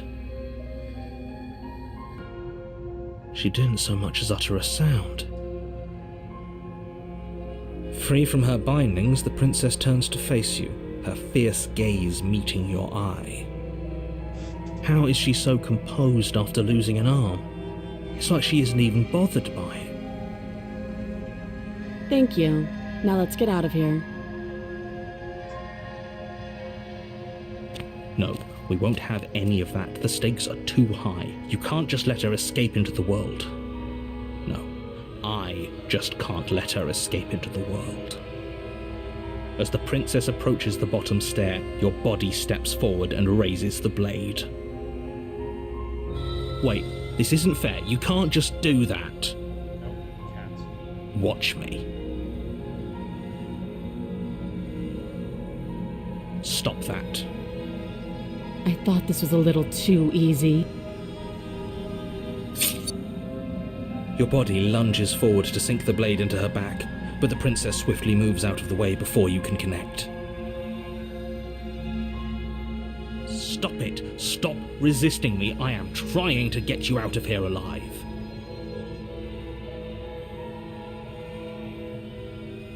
The blade.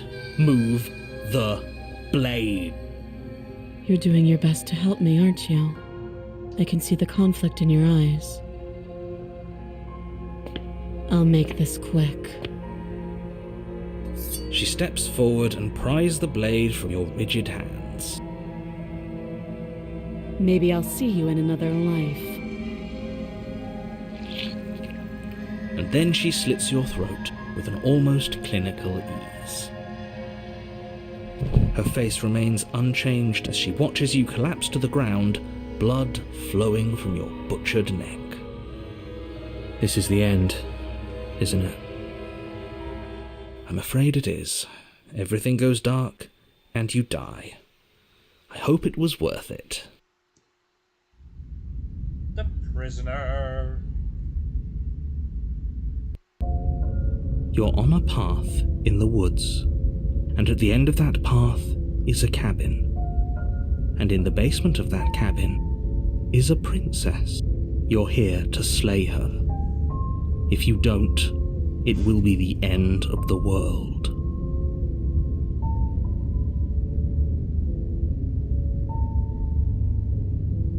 Oh, don't you start grandstanding about morals. The fate of the world is at risk right now, and the life of a mere princess shouldn't stop you from saving us all. I'm inclined to agree. If he doesn't remember what happened last time, maybe it's best to keep it that way.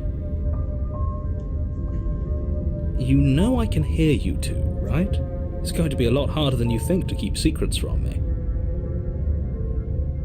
And as far as trying to help her goes, need I remind you how catastrophically dangerous she is to the world at large? I told you about the stakes of this situation less than a minute ago.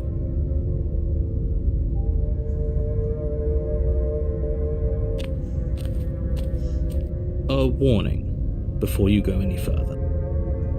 She will lie, she will cheat, and she will do everything in her power to stop you from slaying her. Don't believe a word she says.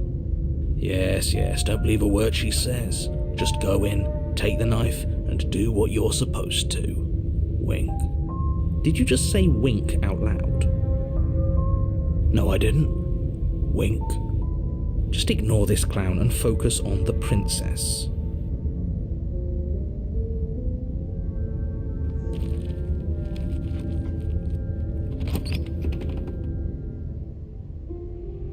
The interior of the cabin is less a cosy woodland retreat and more like a dungeon. A few pathetic wisps of starlight attempt to illuminate the cold, uninviting stone walls, and thick, wrought iron bars barricade the windows, reminding anyone who enters that this is a prison. The only furniture of note is an iron table, bolted to the floor, a pristine blade perched on its edge.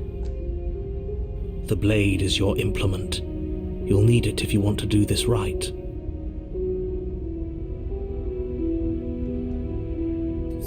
You take the blade from the table. It will be difficult to slay the princess and save the world without a weapon. Good idea. Much better to be armed than to go in with blind hope alone.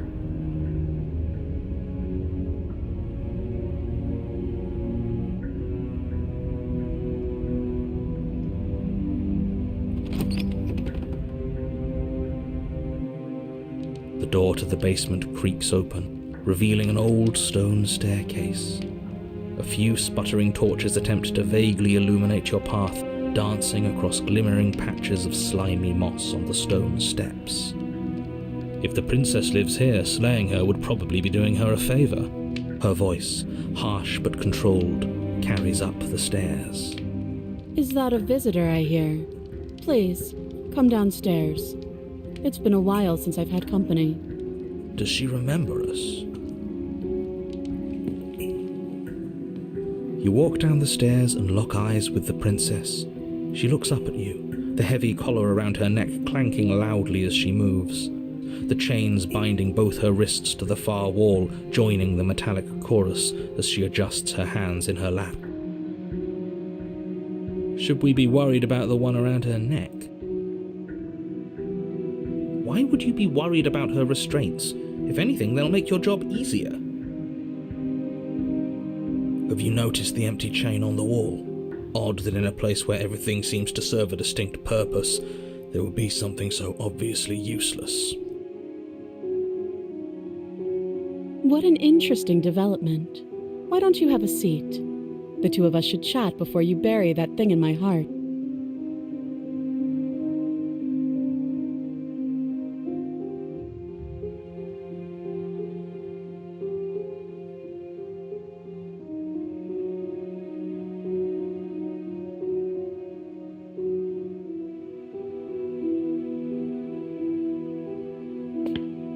You step towards the princess, but she stops you before you get too close, holding up one shackled hand.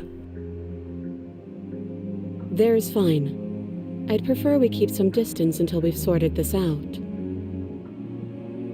That's reasonable. We do have a weapon. Might as well put her at ease.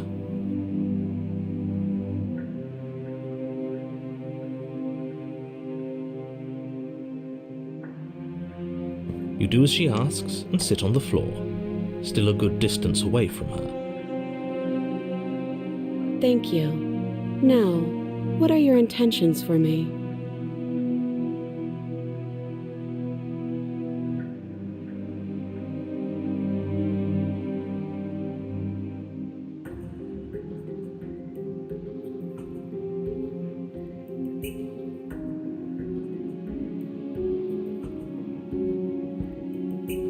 Yes, your intentions.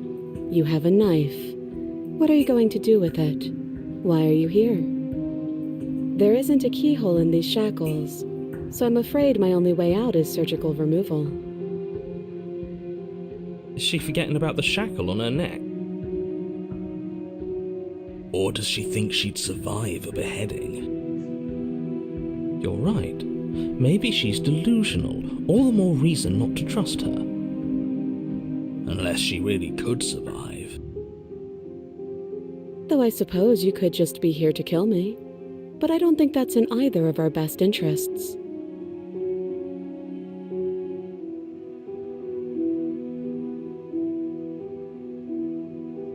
Oh, are we acknowledging that? I thought we weren't going to give away the game. But yeah, I remember. First you make a comment about having been here before, and now this. As much as I would like to remain in denial, it's no use. This has complicated things. It's complicated things how, exactly? Ideally, this was supposed to be one and done. You go to the cabin, you heroically slay the princess, and in the process you save the entire world from being damned to oblivion. The situation right now, where you're getting a second shot at things, is a contingency. A contingency for what? For you failing, obviously. And you being here means that things are going to be a lot harder than they were. I really shouldn't say anything else, I'm just going to make it worse. Just good luck. If you knew this could happen, why didn't you tell us? All of this is incredibly valuable information. It would have changed our actions considerably. I needed you to be in the dark for as long as I could keep you there. It's important. Necessary, even. And maybe I wanted to be the first version of me that you met. I didn't want to be confronted by the alternative. That's pathetic. I never said I wasn't.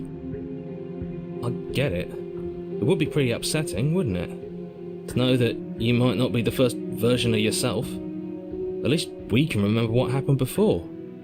Seems like we should count ourselves lucky for that. Exactly, he gets it. You're lucky, so don't waste that luck by messing it up again. Alright? Moving on. Why is it important for us to be ignorant? How is it ever helpful to be in the dark? The more I say, the more your mind will swim into dangerous waters. Even saying that is too much. Your success hinges on you having imperfect information. For the sake of the entire world, you need to accept that. I won't. Just give it a rest, this isn't helping. Focus. This is a serious situation. You shouldn't be daydreaming.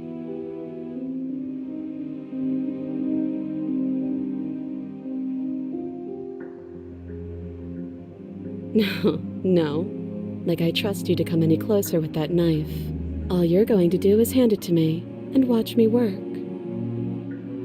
But she would have to cut her head off, right? She can't be suggesting that. She certainly seems confident. Maybe she knows something we don't. Or maybe you should consider the most likely scenario. She's bluffing so she can disarm you. Though if she isn't bluffing, whatever she has planned might be for her benefit alone. There's no guarantee that what's good for her is good for us. So, what should we do? I don't know. I'm just spelling out our options, listing the pros and cons. Then let me help you. I'll start with the cons. If you're handing her your weapon, the cons are that she might use it to escape and end the entire world, and she might use it to kill you. That doesn't sound great. What about the pros? There are none. The pros are that we can't trust him, possibly even more than we can't trust her. And whatever she has planned could do something to mess with what he has planned. Or maybe they're both screwing us over in their own ways.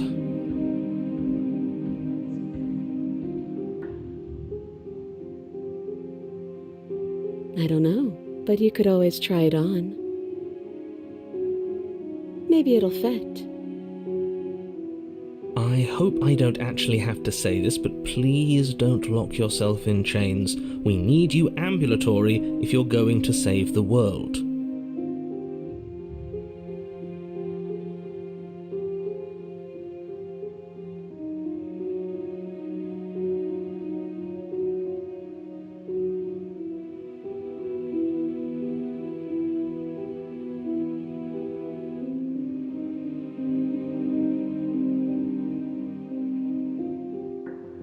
Slide it over.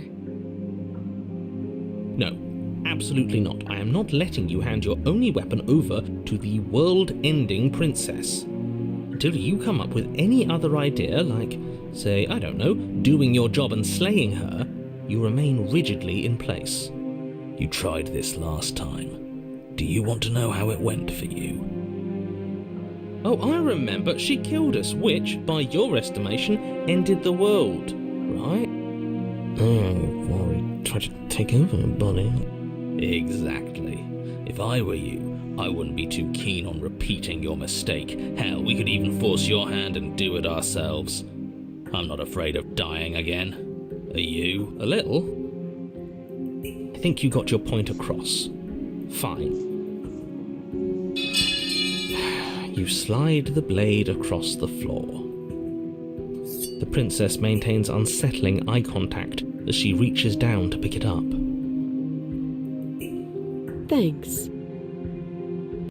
She pulls up her hair, smiling slightly as she raises the blade to her throat. What is she doing? She doesn't say another word as she cuts into her own neck. No.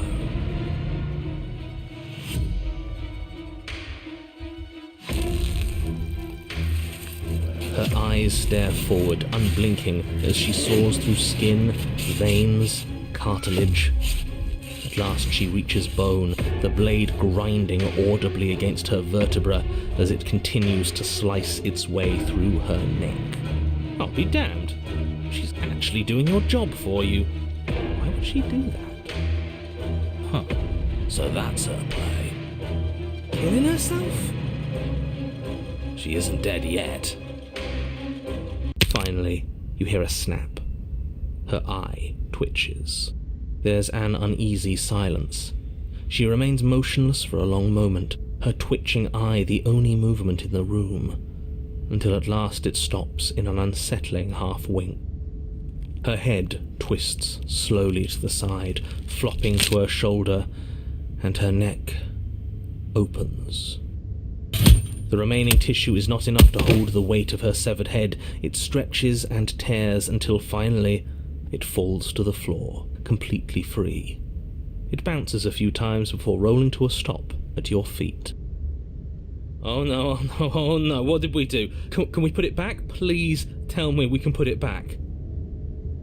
The princess's eyes stare up at you, dead. Congratulations! You saved the world. Huh. So I guess that's it. What a way to go. But she is gone, isn't she?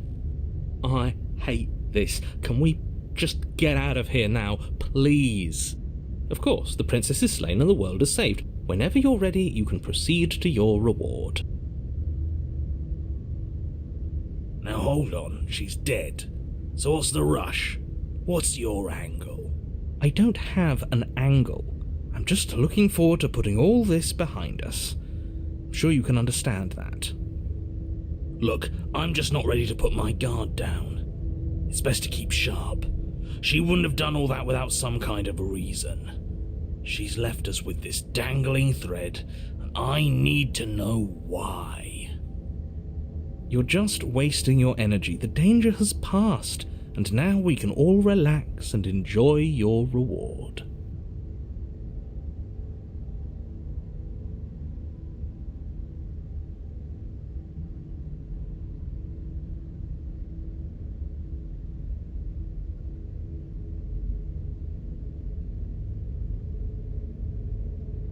Fine, but if we're leaving, then we're taking the blade. I feel exposed without it. With your work done, you remove the blade from the princess's corpse and make your way back upstairs, closing the door to the basement behind you. You can think of it as sealing yourself off from an unpleasant chapter of your life. It's all uphill from here. The windows. Do you see that? We used to be able to see the outside world from up here, but now it's just empty. The door. Check the door. You open the cabin door, ready to return to a world saved from certain doom. Only a world saved from certain doom isn't what you find. Instead, what you find is nothing at all. Where a lush forest stood mere minutes ago, the only thing in front of you now is the vast emptiness of some place far away. You don't have to act surprised. We could see this vast emptiness through the windows. But if everything's gone, does that mean we're not gonna get our reward? This is your reward. An eternity of bliss, if you'll have it. And I suggest that you have it. Okay. This is what's best for everyone. Trust me. Like hell it is.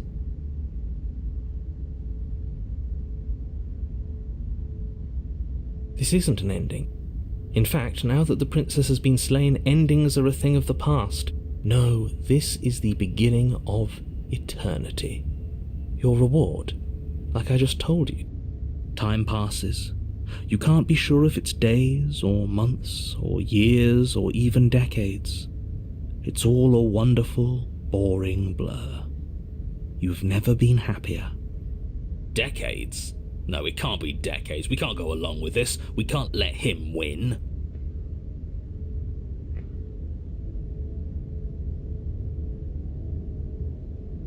We still have a blade. Let's use it on ourselves and start over.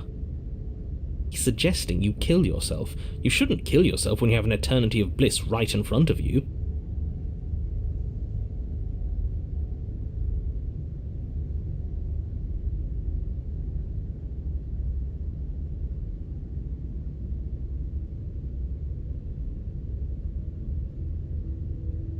But we're not happy. He's just telling us that we are. I can tell you for a fact that I'm extremely unhappy right now. Yeah, what he said. That's great. Congratulations. You've earned it. More happy time passes, though the word begins to lose its meaning. Time, that is, not happy.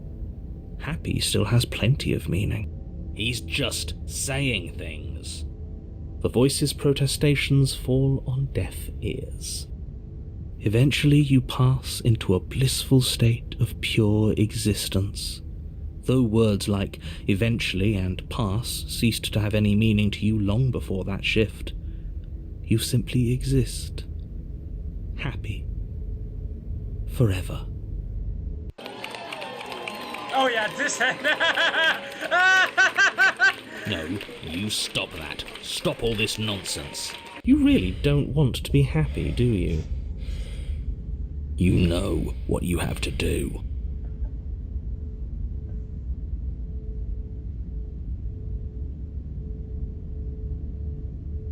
If it makes it easier for you, I can do it.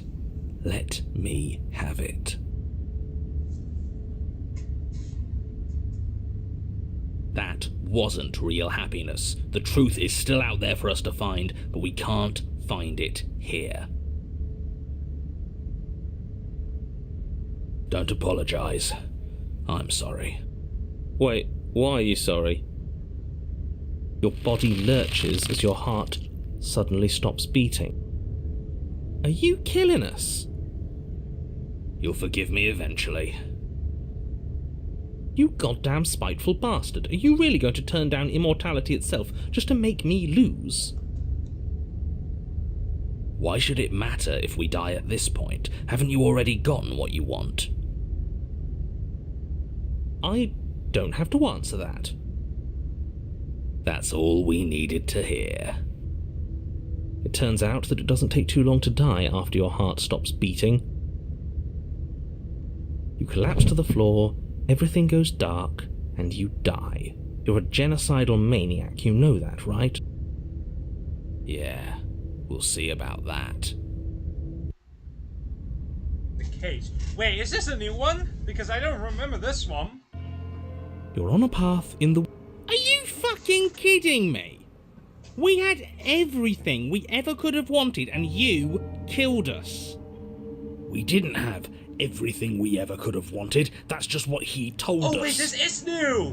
This is a want new the ending! truth, not some made-up eternal happiness. Because they teased this But area. it was nice. Who gives a shit about truth? I do. He said we were happy, but what does happiness like that even mean? I can't speak It was just another accent. prison. Holy fuck. And this isn't. There are chains everywhere. That just means we're on the right track, you numbskull. That we're finally starting to see reality for what it is. Can you two stop fighting? It's not very productive. No, it isn't, is it? So let's focus up. You've clearly already been here before, and judging by how deranged you all are, you've already been here more than once. I'll spare you my full introduction, but I would like to remind you that the people in my world are living, breathing, suffering entities. Not pawns for you to sacrifice in pursuit of some vague truth.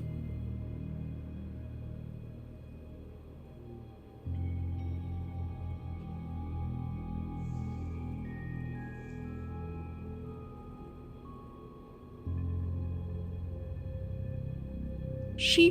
what? Why would she ever do that? She's not supposed to be suicidal. That doesn't make any sense whatsoever. More importantly, if she did cut her own head off, why are you here? You shouldn't have died. You should be enjoying your reward. I was fine with it, but that spiteful bastard gave us a heart attack and killed us for no reason. I had a great reason. We were stuck with no answers. And now we're not. You're welcome. And you don't think we're stuck now? We're still in a cage, it's just bigger. You know, if you think about it, isn't life just a really big cage? Oh, don't you start philosophizing. Just get to the cabin and settle this already.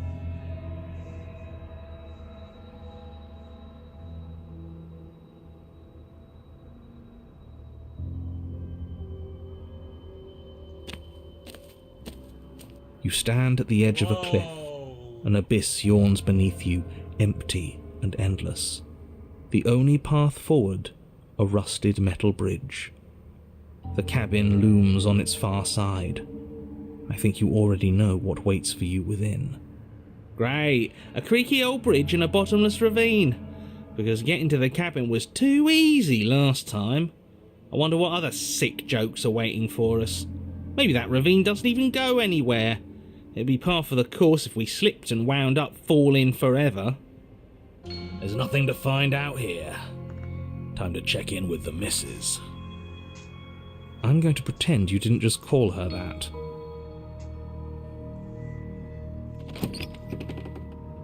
Every surface of the cabin is draped in chains, the air filled with the mock birdsong of metallic clinks.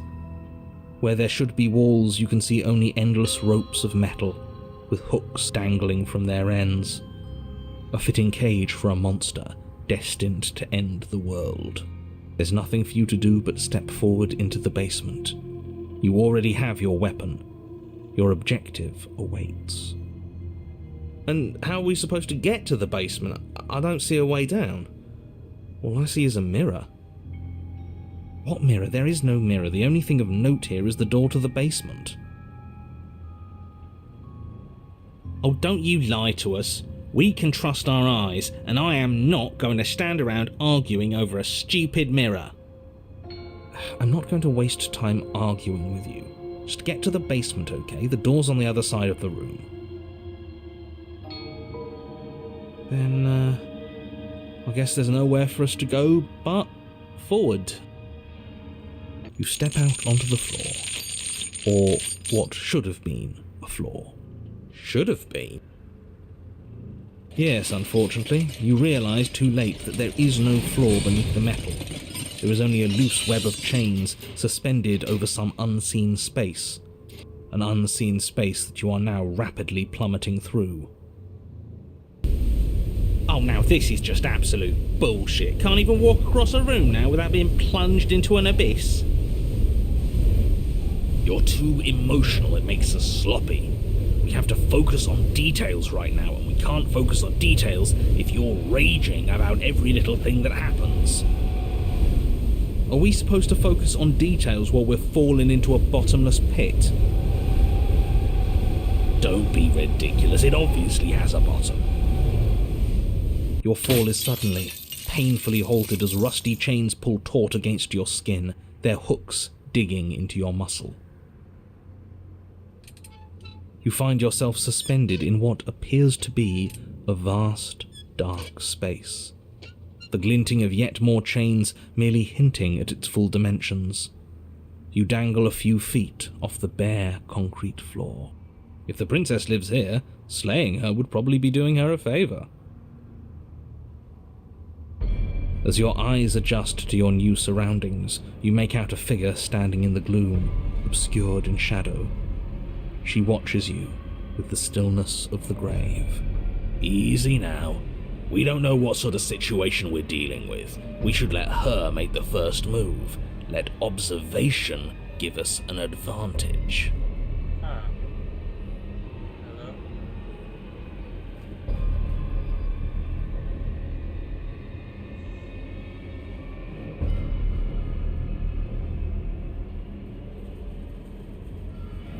But you are met with only silence, save for the creaks and groans of metal as it sways in the stale air around you. The hooks slowly shift in your skin, the pain coming in waves as you continue to dangle helplessly. Screw this. This is making me bloody anxious. It's like she knows how unfair this all is, and now she's having fun with it. She's mocking us. By not saying anything. Yes!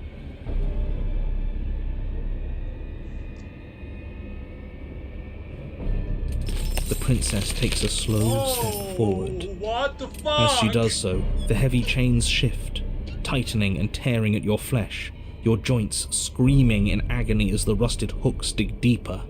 Stars dance in your eyes as the chain wrapped around your neck threatens to choke you. As your vision comes back into focus, your eyes fall on the body of the princess, finally emerged from the shadows. The body of the princess is a weird way to describe a person. It's only accurate. The form in front of you is a body, draped in raiments of chains, her head dragging along behind her in an iron cage. The head stares up at you but says nothing, and the chains squeeze ever tighter. Oh, we're being strangled already? You haven't given us a chance to do a damn thing. What's the point of any of this if we don't even get to make a single choice? I'm not here to give you chances. I'm here to set the stage and to dictate to you what happens. I can advise you on the correct course of action, but there are limits to my direct involvement. The choices, if that's what you like to call them, have always been yours. A riddle while we're dying, isn't that just like you?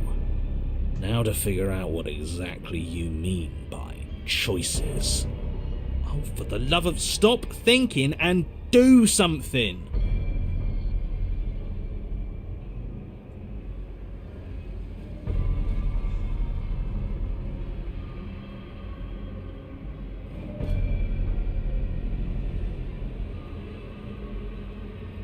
You sure we don't want to say anything?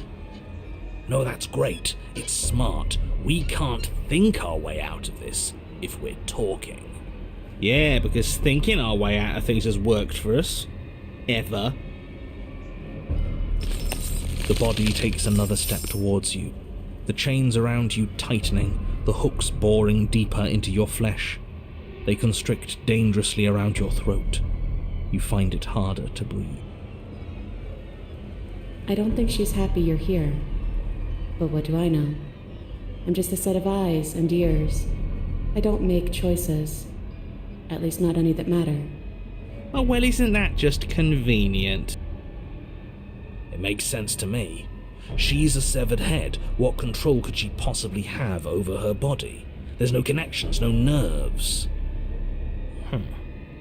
So bodies can work on their own. You know, I wouldn't mind that, actually. Maybe when the chain pops our useless head off, we'll get to run around without it. This was all doomed from the start, wasn't it?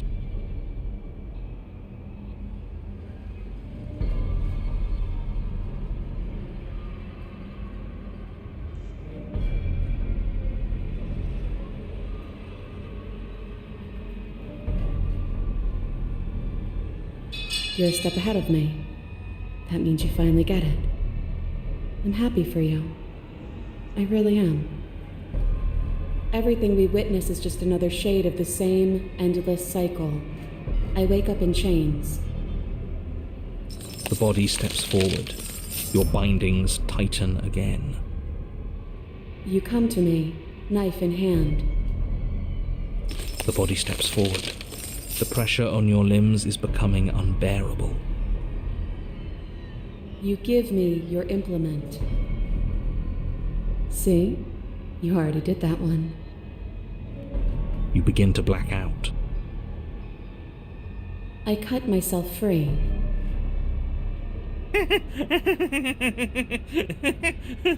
Well, at least she gets it. This whole damn thing's a pile of flaming bullshit, and there's nothing we can do to put it out.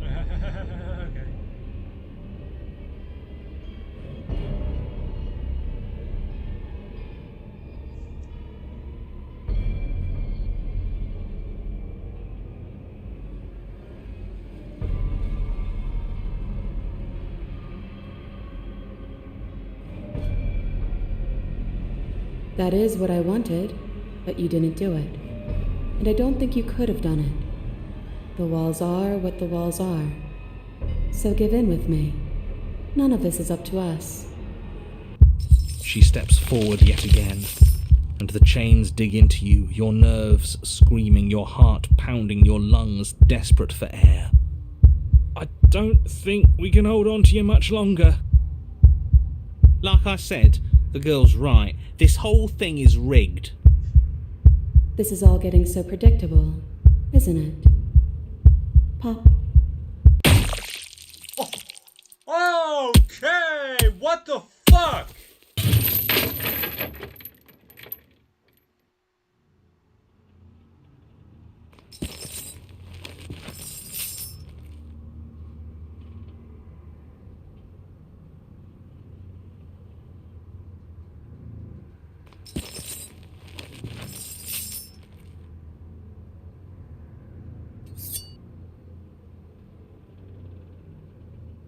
And now, the cut.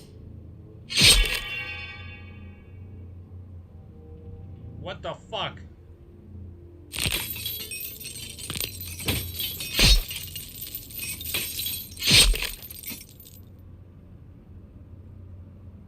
See? You only ever thought you were in control. Isn't it so much nicer to let go?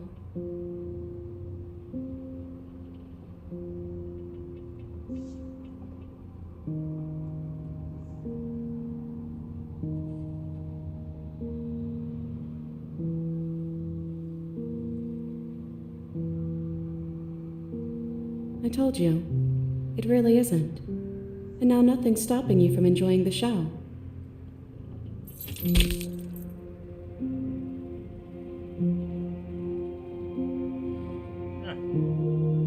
Look at us go. Aren't we beautiful?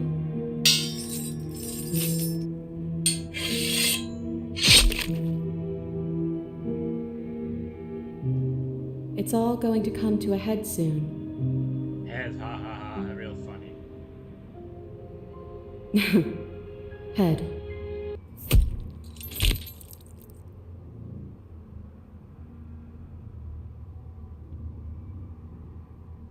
I guess I'll see you next time.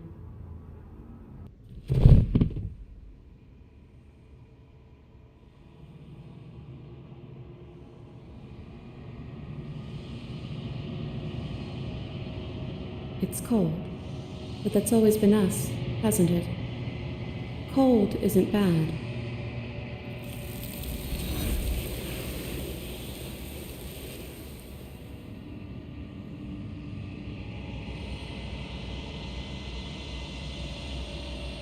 Okay, that's the new ending.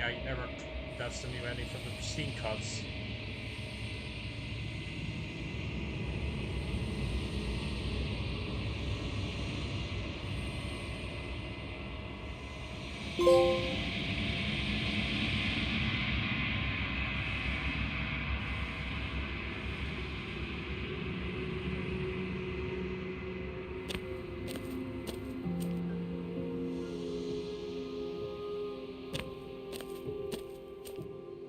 I am a growing chorus of contradiction, a mass of tides ebbing and flowing all at once in more directions than my attention can bear to hold. To look at any one is to shift them all into something new, and to look away is to reshape them yet again. All of me is changing, and yet the rest of me is still the same. And yet my waters flow and my streets bustle. There are no words that can describe me into non-existence. There is no logic that can bind my multitudes. I am everything that you have known me to be, but I am also none of it. As easily as you can stand to be you, you are like me. Even if you have chosen not to look at the corners of you that do not fit, even if you have chosen to ignore the brilliant contours of your soul.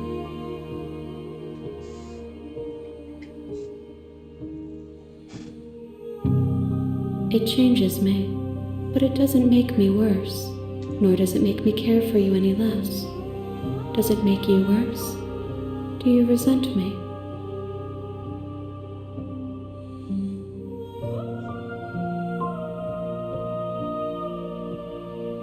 It says that your heart is gentle, that even in the darkness you are guided by compassion.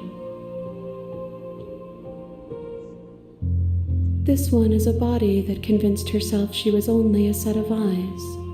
She will make for a watchful heart. Do not mourn her. She is now what she wished that she could be.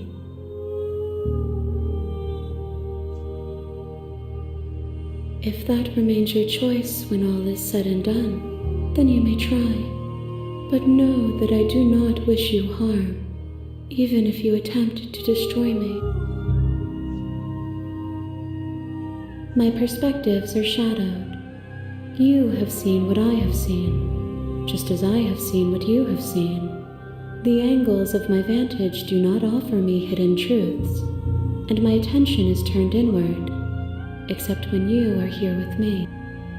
Perhaps this will change when our work is done. The desires of my multitude thrive in endless competition with themselves, but none of them rise above their dance to influence me. I yearn for what I have always yearned for, our awakening. Other desires shrink in the light of knowing you and knowing me. I care about your gifts, but I have no preferences to burden you with. Even if I did, I would never dare to tarnish our relationship by assuming myself above you. The tides do not dictate where they are pulled. A river does not dictate its outlets. My gift to you is to let you choose your path, and my task is to treasure the gifts you bring me. We will know when we near our destination. I believe it's 5 each time before the game ends, essentially. I will be here when it is time for us to meet again. Okay, thanks, you kill me. Thank you.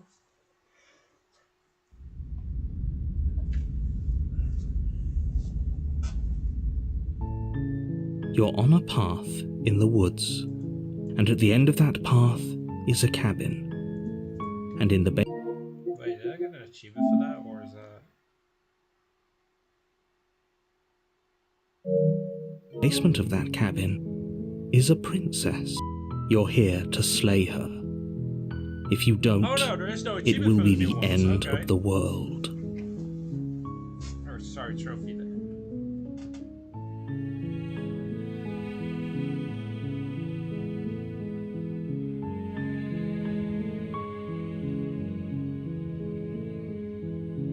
That's the spirit. You make your way up the short path to the cabin. You'll find the princess within. We're not going to go through with this, right? She's a princess. We're supposed to save princesses, not slay them. Ignore him. He doesn't know what he's talking about.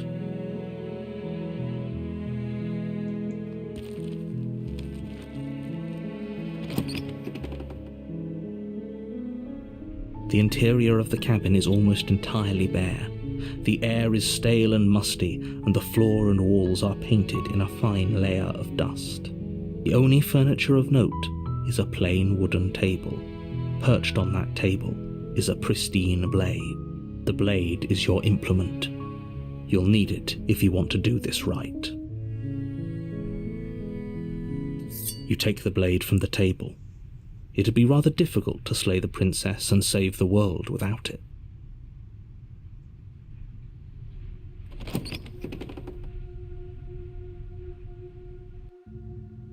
The door to the basement creaks open, revealing a staircase faintly illuminated by an unseen light in the room below.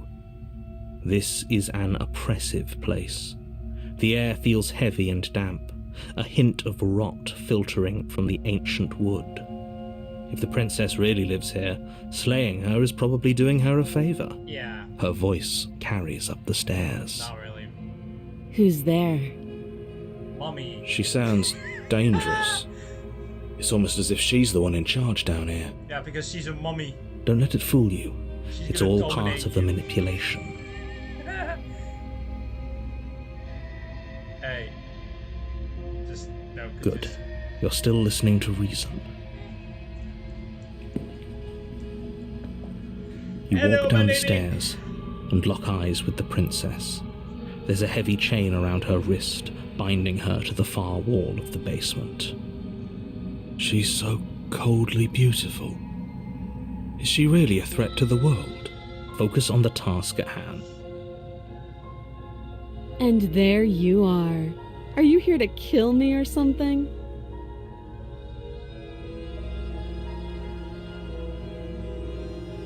That isn't a good idea. Just drop the knife, and maybe the two of us can talk things out. She's right, we shouldn't. We should just drop the blade. Don't you dare. It's fine. We can decide what we want to do after we talk to her. Maybe she really is a monster, but killing someone in cold blood isn't very becoming of us. You ignore the trembling in your hands and tighten your grip on the blade. You poor thing. Your hands are shaking. Are you scared of me? Because you should be. You step forward, your grip on the blade tightening as you steel your resolve. Oh? No talking then? Fine. What even makes you think you can kill me? I'm probably chained up in this basement for a reason, right? And if that knife is the only weapon you have, you'll have to get close enough to use it. So, you should just drop it. Best not to risk finding out what I can do. She's unarmed. If you hesitate now, it'll be too late. End this.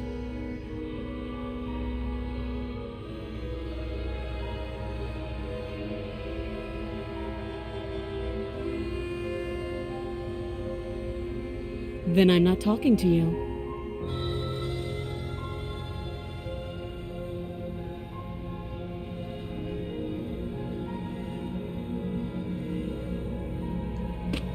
Doubt, unfortunately, clouds your thoughts as you attempt to run her through. A moment of distraction and hesitation is all she needed to sidestep your thrust and deliver a catastrophic blow to your jaw. It feels like you've been hit with a sledgehammer. You can feel bone grinding on bone where your jaw has been fractured. Holy shit, that hurt! Though she's unarmed, the shock of that first strike is enough to stagger you, putting you and the princess on somewhat equal footing. Your blade slashes through the air again and again, and her fists connect with your body as many times or more, each impact as heavy as that first bone-crushing hit. We can still turn this around.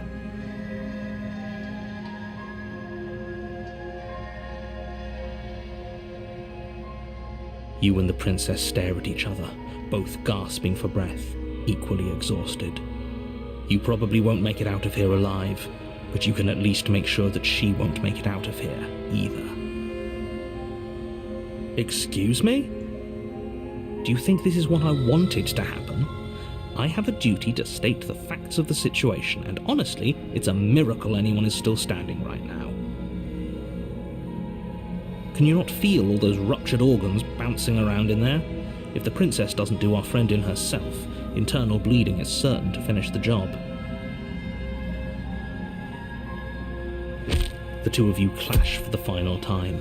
You feel your ribs break as she delivers a heavy blow, but you push through the pain, falling forward and sinking your blade deep into the princess's heart.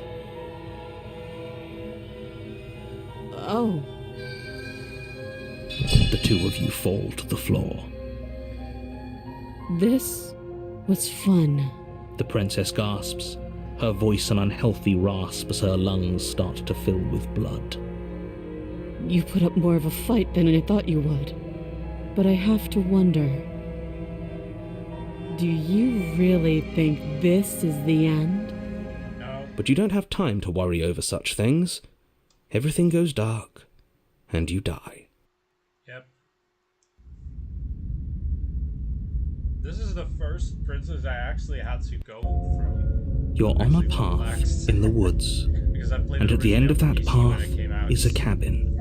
very late. And in the basement of that cabin is a princess. You're here to slay her. If you don't, it will be the end of the world.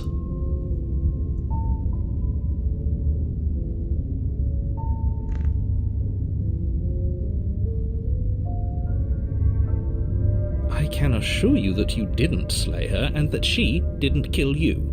People don't just spring back to life after dying, and the two of us are meeting for the very first time. If he doesn't remember what happened, then maybe it's best to keep it that way. You know I can hear you, right? It's going to be a lot harder than you think to keep secrets from me. That's fine. It doesn't matter if he can hear us. The only thing that matters is marching up to that cabin and winning. That's the spirit. There's no point in squabbling when the real threat is just up that hill.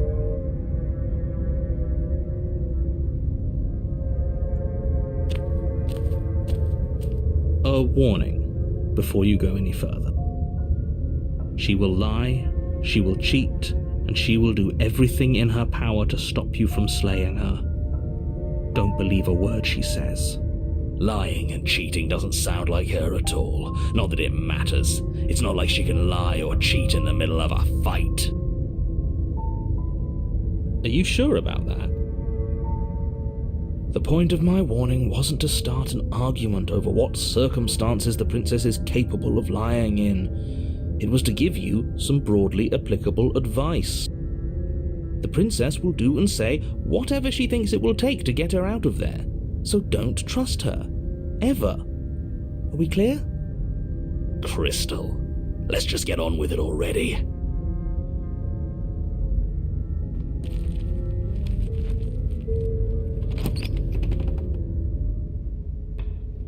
The cabin is tighter than its exterior would suggest. Its cold stone walls press in on you, as if trying to forcefully direct you towards your destination. The only furniture of note is a black iron altar with a pristine blade perched on its edge. The blade is your implement. You'll need it if you want to do this right.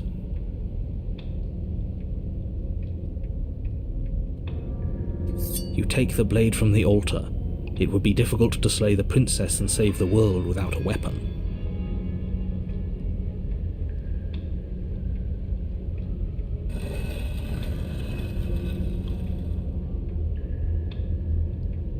The door to the basement creaks open, revealing a rough stone staircase, its walls pressing at your sides and tightening as you descend. The air seeping from below is heavy and oppressive, with an almost sulphuric odor to it. If the princess lives here, slaying her would probably be doing her a favor. Her fierce voice carries up the stairs. Is that another challenger? Finally! It's been ages since I've had a good fight. This isn't what she sounded like last time. Her voice is a little deeper, almost threatening. Good. Sounds like my kind of princess. What the fuck, man? As much as I appreciate the enthusiasm, just make sure you don't let your bloodlust get to your head. You need to stay focused and keep your wits about you. Remember, you're here to slay the princess, not to have a good fight.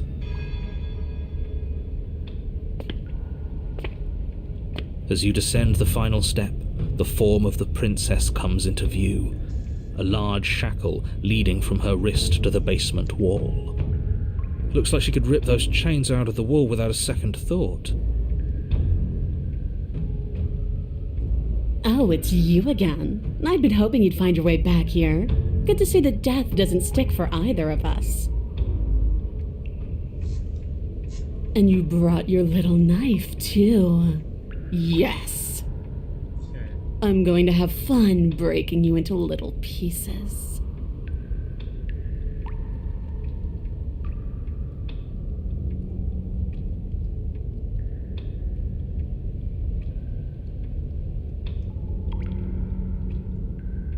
What's that?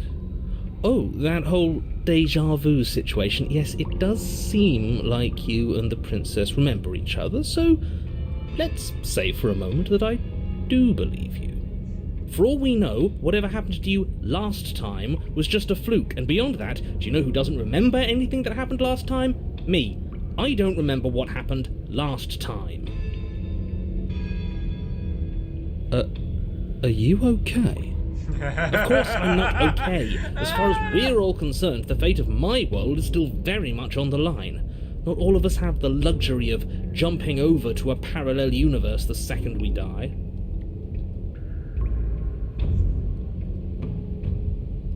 You look exactly the same.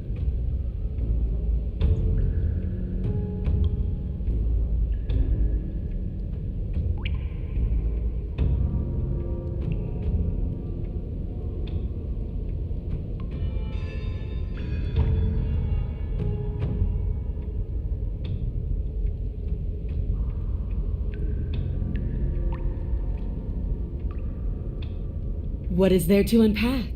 I was dead and now I'm not, and the same goes for you. There. Unpacking done. Don't you get it? We've been given free rein to wail on each other. Forever. Couldn't have said it better myself.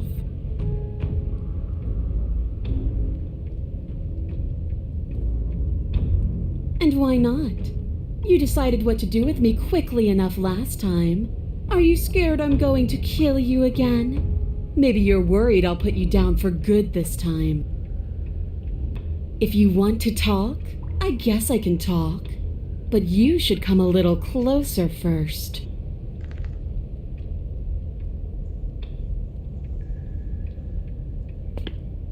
Blade held tight in your hand, you take a cautious step towards the princess. You stop a few feet short of her reach, her chains taut as she stares down at you. She's a lot bigger than I thought she was. Why do you sound so scared? We can take her. Well, what do you want?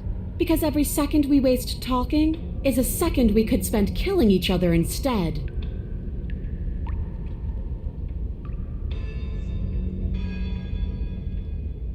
Why wouldn't I want that? Why don't you want that? It felt good last time. It felt right. And it makes sense.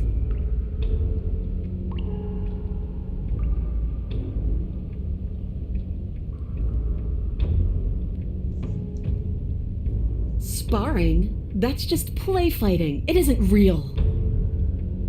What's real is when my flesh splits open. What's real is when you keep getting up until your legs can't hold you. What's real are the things we do to each other when the only options left are winning and dying. That is the only thing I'm interested in.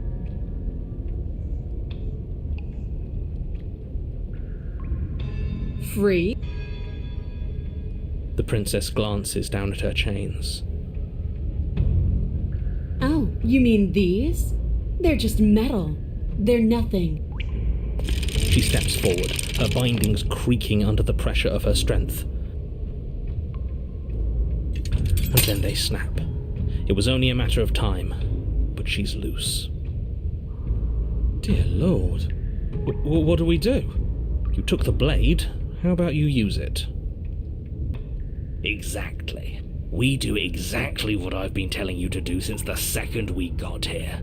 We fight her, we kill her, we win. What? Did you think you were safe standing right outside my grasp? The only reason I haven't drawn blood is because I want to make sure that your heart is in it. I don't like fighting someone with a weak spirit. But go ahead. Keep trying my patience.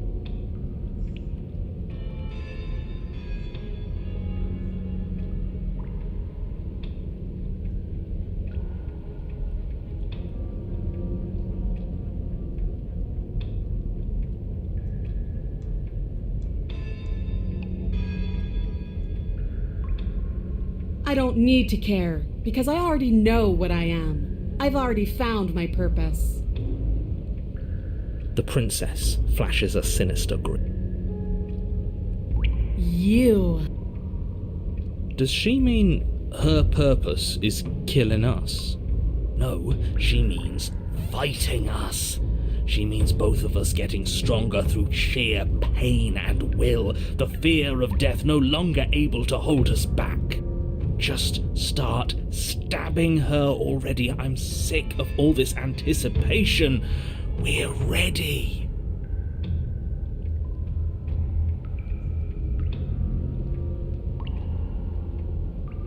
The world? If there's a world, I haven't seen it. There's you, and there's me, and there's the ground beneath our feet. Why would I care about ending something I've never seen?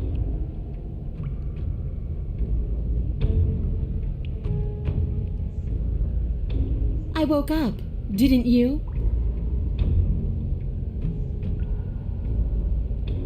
You don't either. I know, you already told me.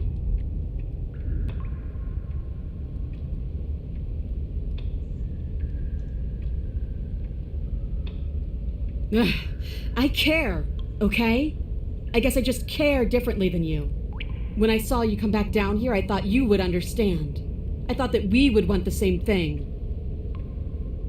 But all you've done is ask me annoying little questions. It's like you don't even want to enjoy being alive. wish you could hear me right now. I want to enjoy being alive. I want to fight.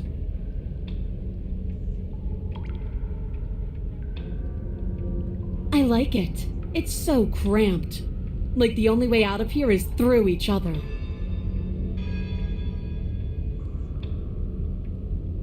That's right, not everything has to be so violent. That's pathetic. I would never do that, and I hate that you even suggested it.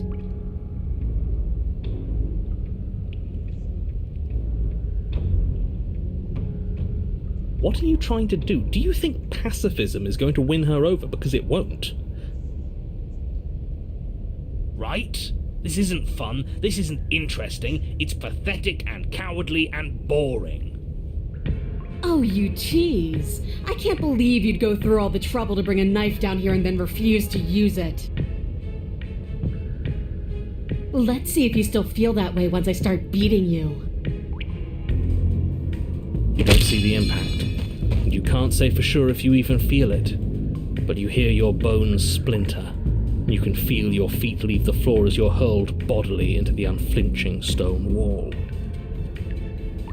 We're fine. Are we fine? Are we really?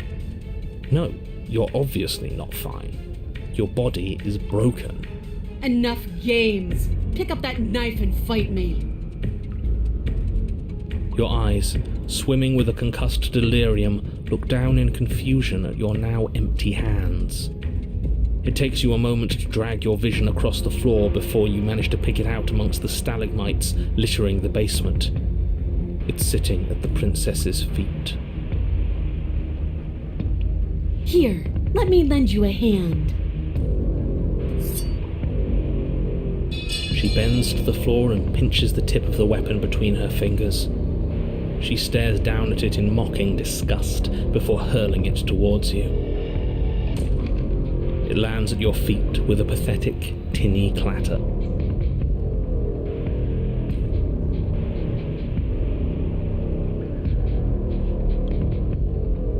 Why aren't you saying anything? Is this some sort of trick? Are you tricking me? Or are you really that fragile?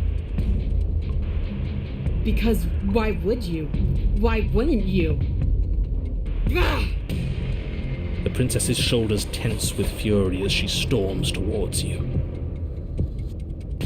You can see her face flush, her knuckles going white as she clenches her fists, her entire body trembling with a burning rage. Can't believe you're making me watch this.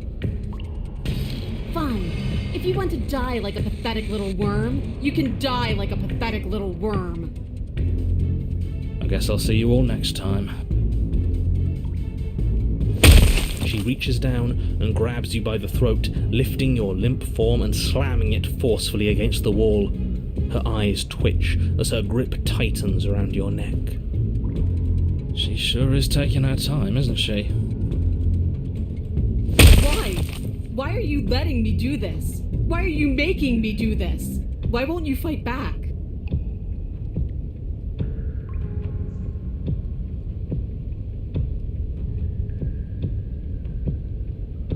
You won't even answer me, huh? I hate you. Her grip hardens. Do you feel a horrific pop in your neck? She releases you, your numb body crumpling to the stone floor as your vision starts to fade. What am I supposed to do without you? I guess I'll see you all next time. I can say that now, right? We're dead? Great. I can't wait to be stuck in this useless body all over again. I won't be seeing you, but I suppose something like me will. Everything goes dark, and you die. Can we do pass? That would be fun if you could do pacifist. You're on a path in the woods, and at the end of that path, I think I've heard this one before. Does it involve a princess? Wait, is this the same like Are you the trying to actual get us one? to do Because I your don't remember dirty looking work? like this. Yes, so you've been here before, and died here before. Yeah, twice. And it's going to be a lot more than that if we don't suck it up and actually fight her this time. You didn't fight her. She wanted a rematch, and we wanted to see what would happen if we didn't give it to her. She got so very, very angry with us. And you got so very angry with us too. It was amusing. I'm sorry, you thought that was amusing? I thought we were breaking a cycle of violence. I thought we were practicing pacifism in the face of mortal peril. I thought we were being brave. Heroic, even. Oh, you're funny. There's no such thing as heroism when you can never truly die. All we did was look at the same old thing from another angle. Oh, will both of you just shut up? As we've now established, you've already been here, and based on your behaviour, I think we can all agree that things are not going well. Look, you're nearing the point of no return. Whatever happens next, that's it. There won't be any more do-overs. So you'd better take things seriously.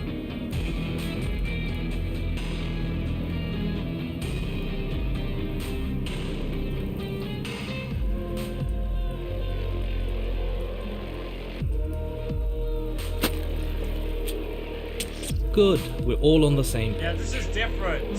Way different. It isn't long before you find yourself at the end of the path, staring up at the cabin on the hill. You'll find the princess within, as I'm sure you already know. End her. That's it? No final words of advice? I'd rather not waste any more time.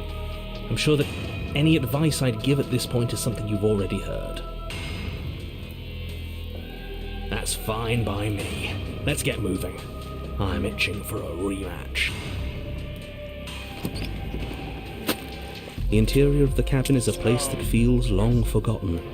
There was once an elegance to its construction, carved marble columns holding a high arched roof, vaulted windows letting in the weak starlight. But that is how it was. Now there is a growth that has overtaken it. A viscous fluid seeps from cracks in the stone walls, and it congeals into chaotic streaks of writhing nerves and wet clumps of living meat. That's horrible. It's just meat. If you cut us open, I'm sure we'd look the same inside. That's why it's horrible. And that attitude is why you're miserable. The only furniture of note is a pulsating pedestal, a pristine blade perched on its edge. The blade is your implement. You'll need it if you want to do this right.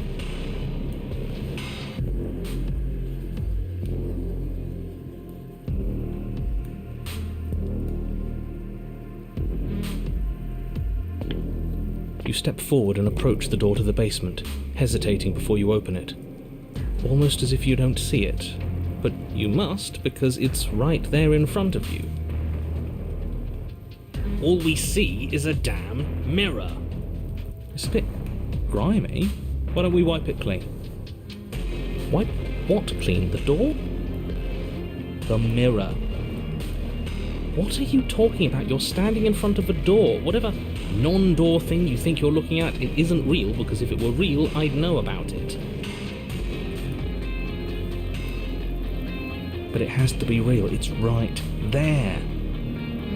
Let's just smash it and get it over with. I'm ready to get violent. We won't be able to see what's in there if we smash it. It's just a mirror. What we do with it doesn't really matter. Do whatever you want with it. The mirror isn't real, so how you handle it doesn't matter, aside from wasting dangerous amounts of time. You reach forward and drag your hand across the door leading to the basement. As if on command, it slowly slides open, scraping against the stone floor, its ancient hinges moaning as it reveals the dim path ahead. Why am I not surprised? You step forward into the darkness. The stairs leading down to the basement are at once both narrow and grandiose. A high vaulted ceiling stretches up into a gloom beyond your sight, while walls wet with tumorous growths press in uncomfortably at your sides. You feel both unprotected and trapped, at once exposed and claustrophobic. The air is thick, its odour an oppressive violence, the metallic scent of fresh blood twisting with the nauseating embers of charred remains. If the princess lives here, slaying her is probably doing her a favour. Her voice, a bellowing rage, roars up the stairs. So you've returned after denying me the salvation of combat? Are you here to gloat? Are you here to mock what I've become? Do you think that if you let me kill you enough times, I'll suddenly soften and repent for sins that live solely in your head? Well, we've tried that, haven't we? Now come down and see what your refusal has done to me. See how much you can bear to witness the consequences of your actions. Oh, we've changed her, have we? I'm intrigued. You make your way to the bottom of the stairs. The chamber's walls are painted in blood, a deep, sickening red that drips down in clotted streams onto the charred corpses that make up its floor. This place reeks of torment, of ripped skin and burning bone. The princess stands in its centre, muscles flayed and bare and weeping, draped in a tattered dress of her own skin. Her heart beats from its place in her open chest. Do you know what I'm going to do to you? There's not so much a moment of hesitation before she steps forward. Her chains pull taut, holding fast as she strains against them. The cuff around her wrist digs deeper into her skin. Blood drips from the place where metal meets flesh.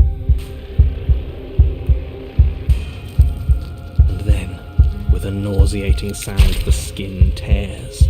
It plops to the ground, and she pulls her red, glistening arm free from her bindings. She is loose, and she is coming for you. I like this one. Let's see her do her worst. Let's see if she can make us actually feel something. Whatever she wants to make us feel, I think it's gonna be bad. But bad is so much more interesting than numb. Gah! Stop it with all this talk about feelings. The only feeling that matters is the rush of victory. We don't even have a weapon. It doesn't matter. I refuse to go out any way that isn't kicking and screaming.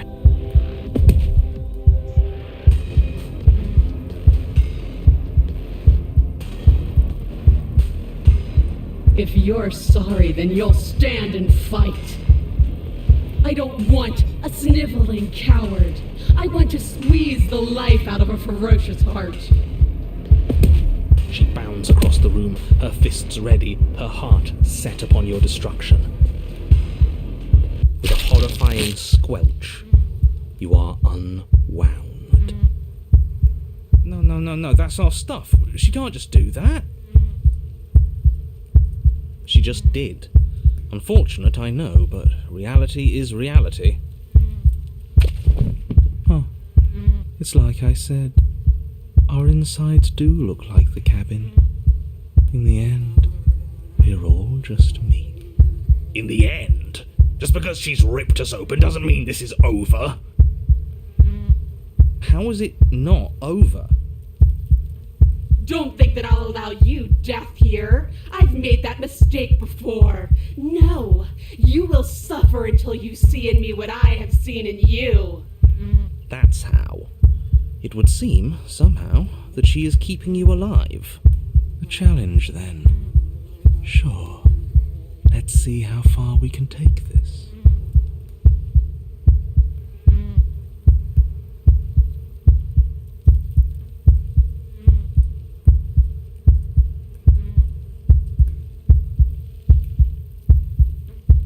At least you're quiet now. At least you haven't fallen back on words. They aren't music. They aren't dance. They aren't feeling. You're Your eye, held far outside your skull by a thin stalk of nerves and viscera, stares back at her in unblinking silence.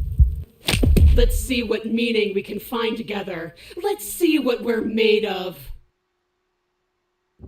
Something infiltrates you. Though you do not see it, you feel it, slithering into your disaster of a body, seeping into the gaps between your molecules. The body of a sapient creature has, on average, 30 trillion cells, and each one of those cells is composed of 100 trillion some odd atoms. One of those cells is peeled from the others. 100 trillion atoms are gone. Are you still there? Are you still you? Of course we are. Then 2 are peeled away. Then 4. This is nothing. Nothing! 8. 16. 32. 64. So the waiting is the torture. I do hate dull things. 128. 256. 512. Are you still there? Are you still you? 1024. 2048. 4096. 8192. Do you all feel that? I could have sworn I felt something. 16,384. 32,768. 65,536. You can't just count us into oblivion. 131,072. 262,144. 524,288. What happens when it gets higher? Like, really higher? We die, probably. Or nothing happens. Just like nothing is happening now. 1,048,000. The hundreds don't matter anymore. Are you still there? Are you still you? 2,096,000. 4,192,000. 8,384,000. I don't like this waiting. You're going to give up before you even start hurting, aren't you? 16,768,000. 33,536,000. 67,072,000. Your eyes are useless. 134 million. The thousands don't matter anymore. Your blood begins to go places it shouldn't. Are you still there? Are you still you? There's the pain. I can feel it now. But we can handle this. We can't let her win. If you make this about winning and losing, you're going to lose. You're too connected to your body. 268 million. We don't need to count anymore. Your lungs fill with liquid. You smell things you shouldn't. You choke on pieces of what used to be you. Doesn't matter, because we're still alive. You are deconstructed. You are reconstructed. A square you, a round you, a you with too many legs, a you with many mouths which won't stop screaming. Then all of it, pressed into a ball, tightly packed into the size of a fist. What does you even mean anymore? We just keep changing into horrible things we can't control. Make it stop, please. Make it stop. Please make it stop. You means we exist. And if we exist, then there has to be a way for us to win. Otherwise this would just be pointless. It would all just be pointless torture. Yes, she's torturing us. That's the whole point of this exchange. Haven't you been paying attention? Are you still there? Are you still you? Yes. The ball is unraveled into the shape of a body. The skin peels off in a corkscrew. The eyes are plucked. The organs arranged in the air in a neat row. Are you still there? Are you still you? No. Yes. You are stretched into a line 12 feet long, then 24, then 48. The line gets thinner as you get longer. A mile. 2. 4. 8. Are you still there? Are you still you? Yes. 16. 32. 64. No. 128. I'm still here. I'm still me. You are stretched and stretched and stretched until you are longer than the world itself. You wrap around it again and again and again. A tense line of microcosmic tissue held together by forces that are far too weak for the task they've been given. Are you still there? Are you still you? Do I have to keep answering? And then the forces disappear. The bonds holding your cells together break. You are 30 trillion little pieces, all of them separate, and all of them falling. Are you still there? Are you still you? You sit in these 30 trillion places, each second passing in each of them before you arrive at the next. Each second passing as 1 million years. And so, you wait. That's all I have. And then all at once there is a great rewinding, and all of the disparate pieces that once were you fall dutifully back into place. You are whole again, and in your body, the body you had before all of this happened, and the princess sits against the wall, her dress of skin more tattered than before, her face sullen and disappointed. You left me, and there's nothing I can do to bring you back. Oh, she's been like me this whole time. She's just been hiding it.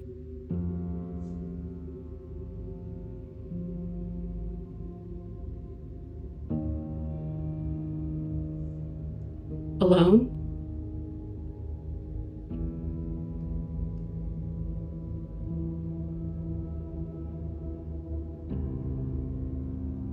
After everything I've done to you, you'd really give me that option?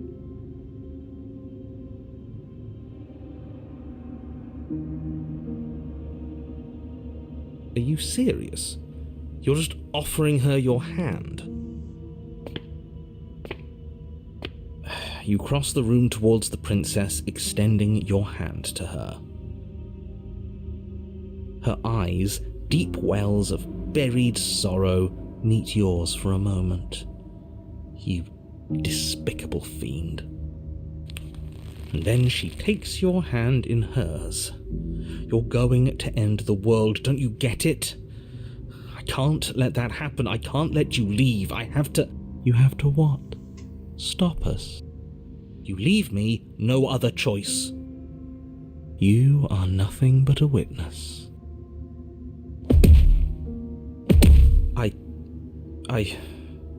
Fine. You and the princess climbed the stairs out of the basement together, in silence. No embellishments, no flowery text describing what kind of silence we share. You've really given up, haven't you? I'm tired. What a shame, but you should really keep going. You have a job to do, don't you?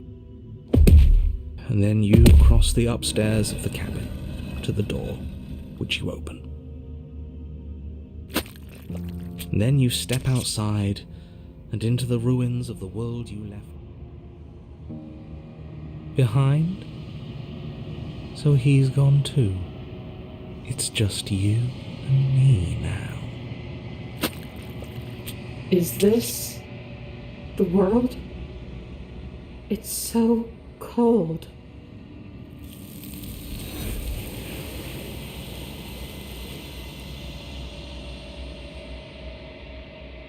Damn, okay.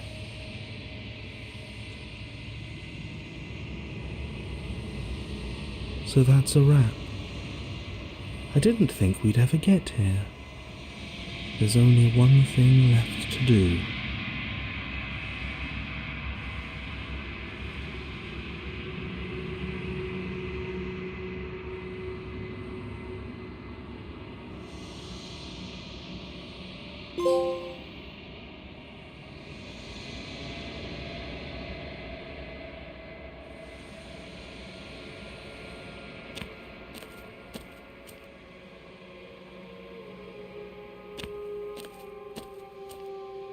There's a world beyond the endless walls of the long quiet. I am curious to see what it means for us to know it. It doesn't matter if there are. People are too small for us. You and I are the only things that interest me.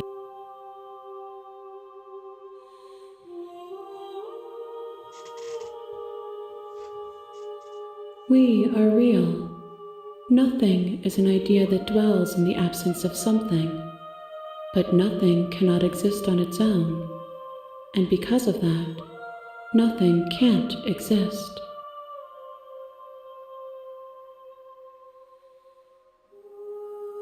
This one is desecration.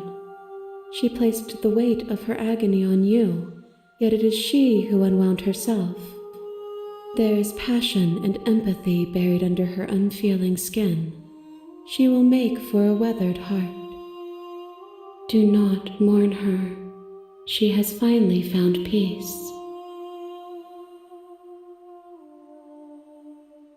If I did, I would already be awake.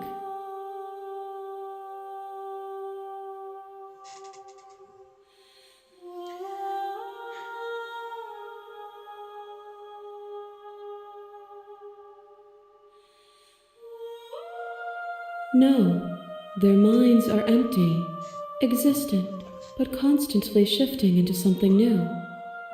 Do you think your narrator lives in the spaces beyond?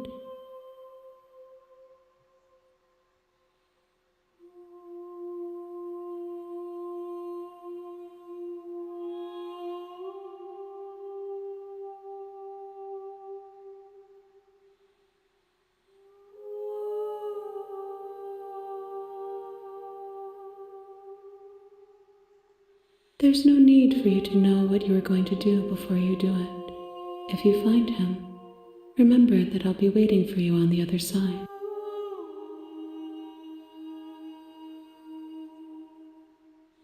One, whatever you bring me next will be enough, and then gravity will pull the others back to me.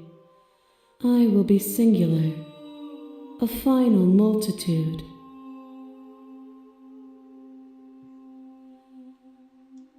These gifts are a conversation, and each one shows me the contours of your heart. The only thing I want to see is what you choose for me when the thread is fully drawn.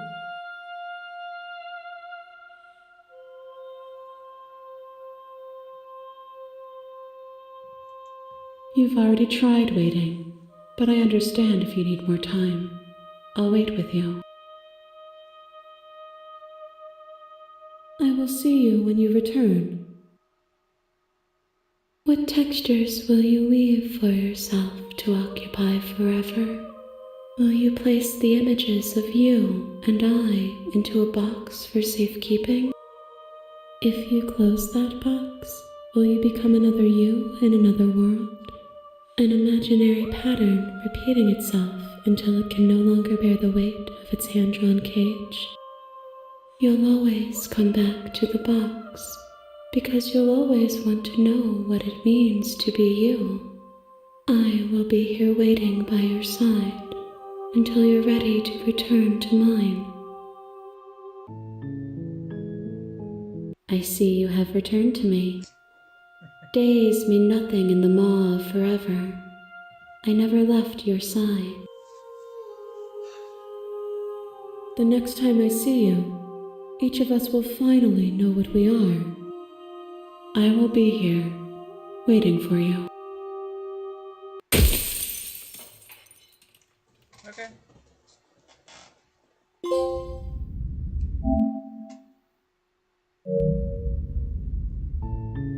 You're on a path in the woods, and at the end of that path is a cabin.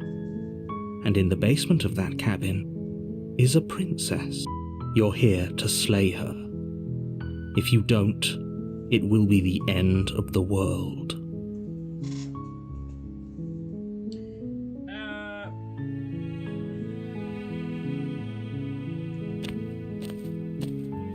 You make your way up the short path to the cabin. You'll find the princess within. We're not going to go through with this, right? She's a princess. We're supposed to save princesses, not slay them. Ignore him. He doesn't know what he's talking about.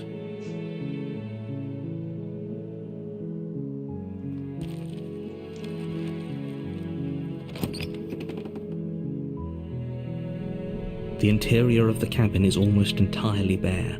The air is stale and musty, and the floor and walls are painted in a fine layer of dust. The only furniture of note is a plain wooden table. Perched on that table is a pristine blade. The blade is your implement. You'll need it if you want to do this right. You take the blade from the table. It'd be rather difficult to slay the princess and save the world without it.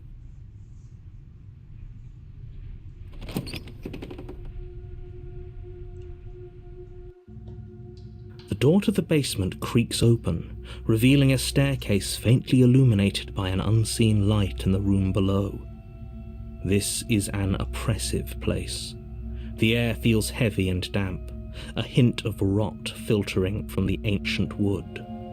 If the princess really lives here, slaying her is probably doing her a favor. Her voice carries up the stairs. Who's there? She sounds dangerous. It's almost as if she's the one in charge down here. Don't let it fool you. It's all part of the manipulation. Good. You're still listening to reason. You walk down the stairs and lock eyes with the princess. There's a heavy chain around her wrist, binding her to the far wall of the basement. She's so coldly beautiful. Is she really a threat to the world? Yes. Focus on the task at hand. And there you are. Are you here to kill me or something? Yes. Again. You step forward, your grip on the blade tightening as you steel your resolve. Oh? No talking then? Fine. What even makes you think you can kill me? I'm probably chained up in this basement for a reason, right? And if that knife is the only weapon you have, you'll have to get close enough to use it. So, you should just drop it. Best not to risk finding out what I can do. She's unarmed. If you hesitate now, it'll be too late. End this. You lunge forward without a moment's hesitation. You feel flesh easily give way and look down to see your blade already sinking deep into her heart. Oh. This is it, isn't it? I'm almost embarrassed. I should have seen that coming. But I have to wonder, do you actually believe this was enough to kill me? It's like she's convinced she can't die. Yes, Even as she lays there dying, she entirely believes herself to be alive and well. But it's over, isn't it? She stopped breathing moments ago, that arrogant look still plastered on her face. But is it over? Really over?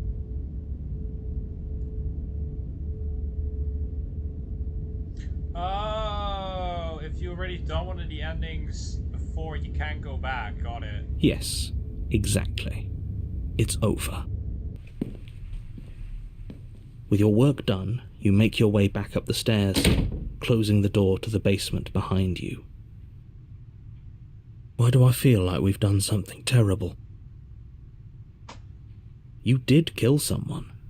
Greater good or not, something would be very wrong with you if you didn't feel at least a little bad. But it was for the greater good. One of these days that will sink in and help ease your guilty conscience. But that day isn't today. Let's just get out of here. You open the cabin door, ready to return to a world saved from certain doom. Only, a world saved from certain doom isn't what you find. Instead, what you find is nothing at all.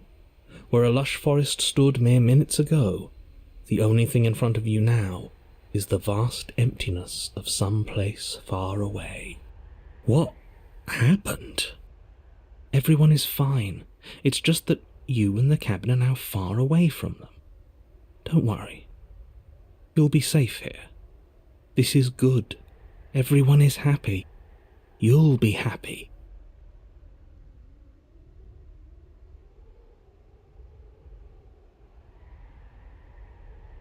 I'm so glad you're keeping an open mind. This is what's best for everyone. Trust me. Time passes. You can't be sure if it's days or months or years or even decades. It's all a wonderful, boring blur. You've never been happier. Psst.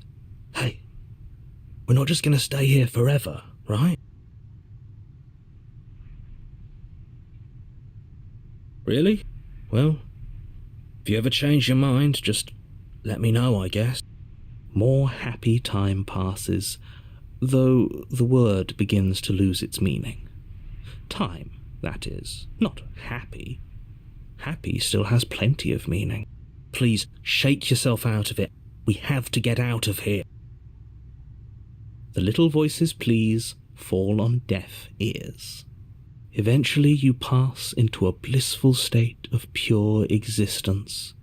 Though words like eventually and pass ceased to have any meaning to you long before that shift, you simply exist.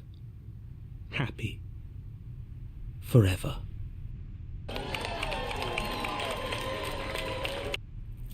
You have already committed to my completion. You cannot go further astray. Are we really happy? Or is he just telling us that we are? Good, because I have an idea to get us out of here, though you're probably not going to like it. The blade. We can use the blade to get out of this. I can hear everything you say, little voice. There's only one thing it would want you to use that blade on. Wait, because and I'm afraid that thing is you, dear hero. Really do that ending, that joke ending. He's right. It's the only way out. Do you hear that? It wants to take this happiness away from you. It wants this wonderful place to end. Do you not? There's more for us to do, and the only way for us to do it is to take that blade and use it. Don't you dare.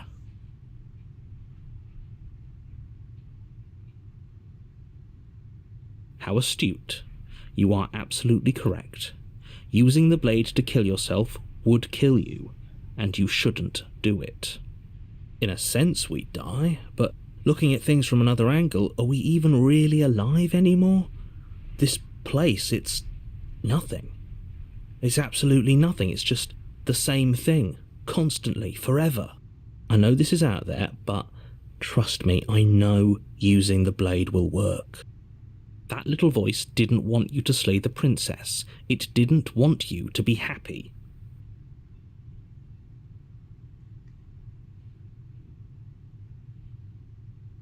If we die, you can yell at me all you want. I made this happy little place for you. Is this not a good enough reward for saving the world? An eternity of bliss? You ingrate? Fine. Whatever. For the first time since time stopped meaning anything, you throw open the door to the basement and walk down the stairs. The princess's body is dust and bones, though the blade you used to slay her is still as pristine as the day you first held it. You pick up the blade, you stab yourself, and you die. The end. Nice knowing you.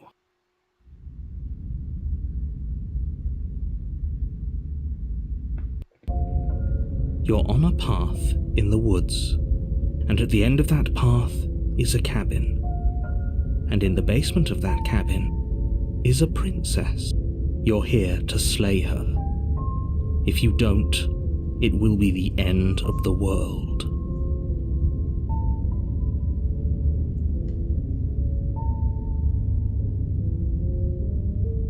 I can assure you that you're not dead. And to answer your second question, you're here to slay the princess. I literally told you that a second ago. If he doesn't remember what happened, then maybe it's best to keep it that way. That's fine. It wasn't very hard to kill her last time. We'll just do it again. Well, if for whatever reason you're going to insist that this has happened before, at least your heart's in the right place.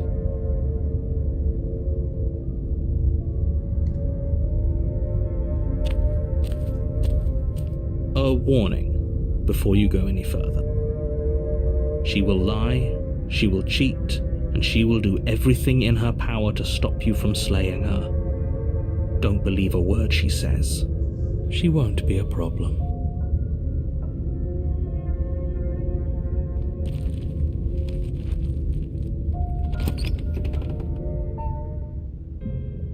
The interior of the cabin is cold, a soft odour of dirt permeating the air. Cobwebs flutter in the corners. You can hear wind whistling outside, banging the shutters against the windows. The only furniture of note is an elegant antique table with a pristine blade perched on the edge. The blade is your implement. You'll need it if you want to do this right. It feels like no one's been here for a long, long time. Like I've been saying, she's dead. We killed her already. You take the blade from the table. It will be difficult to slay the princess and save the world without a weapon.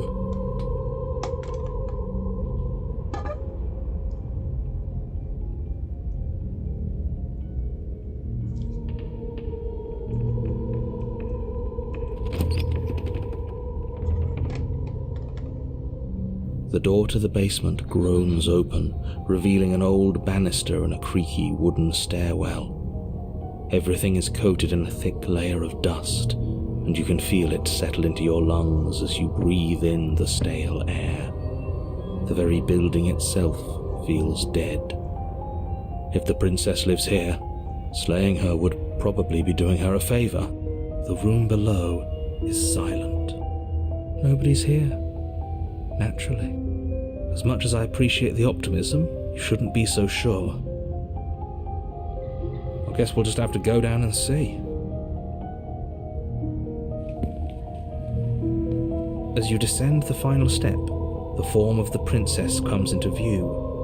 A skeletal body, lying in a heap on the floor, its wrist still bound to the wall by a thick chain. Okay, she's definitely dead. It's just like I told you. Before you have a chance to finish your thought, the top of a head appears from underneath the floor. Two deep-set eyes stare up at you, followed by a mischievous, skeletal grin. And finally, the rest of the body floats up to join the head. Wait, this isn't right. What's going on here? Ghost! Oh. Wow. How absolutely terrifying. What's a ghost supposed to do to us? Oh, it's you. Hiya, Killer. I was hoping to see you again. I have some issues with how our last meeting went. The princess drifts across the room into your orbit, gently running her fingers across your shoulders and down your neck as she circles you.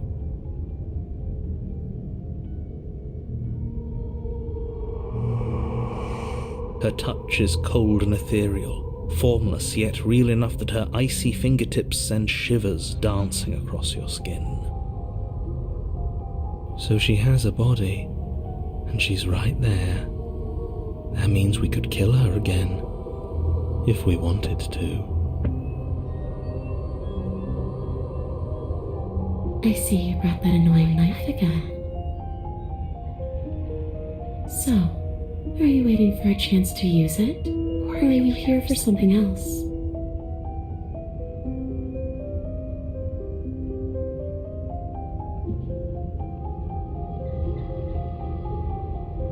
Of course there is. You can give me the only thing I've ever wanted. A way out of this basement. But the place won't let me leave. I've tried. Before you came back to me, I explored every inch of this place, even the spaces between the walls. But I never found a way out. I always wound up right back here. Maybe we should just leave. If she can't get out on her own, then why do we have to do anything?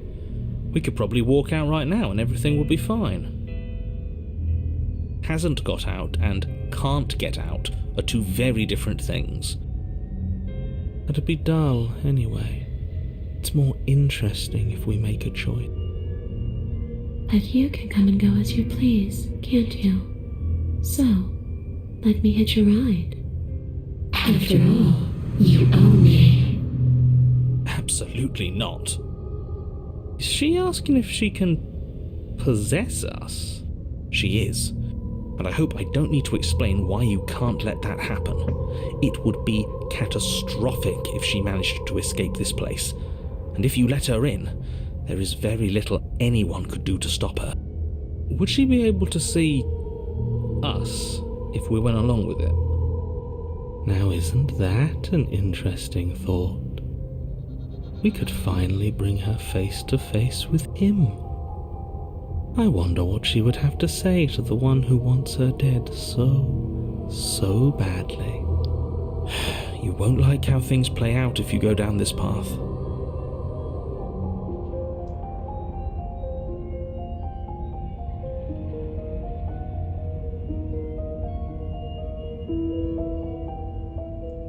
The princess swims through the air in front of you, pausing for a brief moment as her dark-rimmed eyes stare deeply into yours. There's a hunger in her gaze. You're really trying to make it up to me, aren't you? Thanks for being a pal, Killer. I mean it. What are you doing? Don't just let her in. How many times do I have to tell you? See you soon. She rushes forward and then she's gone. A sharp chill spreads across your body. It starts in your chest, a freezing numbness flowing out from your heart, all the way down your limbs, your mind growing cloudy and confused as it settles over your very soul. I'm not sure I like this. Can we get a do-over?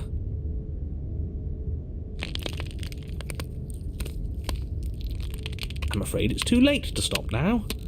The numbness gives way to a stabbing pain, your muscles twitching and convulsing violently, each involuntary movement causing more waves of agony to ripple across your body. You collapse to the floor, and everything goes dark. Come on, you've got to get up. I know everything feels heavy right now, but we still have to get out of here. Your eyes flick back open as you get your bearings, your vision swimming as... So this is what it's like to be you, huh? Disembodied voice narrating your every move? So, It doesn't work like that for you? Clearly it doesn't, or she wouldn't have commented on it. All these shards of broken glass on the floor, are they also supposed to be you? Hey, I'm not a shard of broken glass, I'm... It's okay. You can finish your thought. I'm a voice? I'm me, is what I am. Who cares what we are? We exist. That's all that matters. You don't have to fight. We'll all be out of here soon. No, it matters. What we are matters. If I'm a shard of broken glass, then that raises some questions about certain other voices in here too. I'm clearly the same thing you are. They're not listening to me. Do they not listen to you either? No, I'm not talking about you. I'm talking about him. You don't need to know what I am. You just need to know that I'm different from you. More important. So, you're the one who pulled the strings and made me dead. I can tell you don't belong here. You're barely even there. Like the shape of something left behind. You're more of a memory than a person. That's rude. You're kind of like me, actually. I'm just going to ignore her. You push yourself off the ground. The princess is nowhere to be seen. Obviously she's nowhere to be seen. Because I'm in here with all of you. Everybody knows that. I'm setting the stage. The room is empty because you made a spiteful, idiotic, and all-round foolish decision. You don't have to let him get to you. You're better than that. You're starting to make things right. This is infuriating. Just whatever you do, you can't leave this place. It's not too late to fix this. Probably.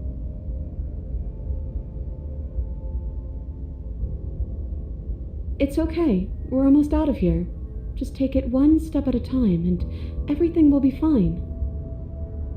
Everything won't be fine if you listen to her.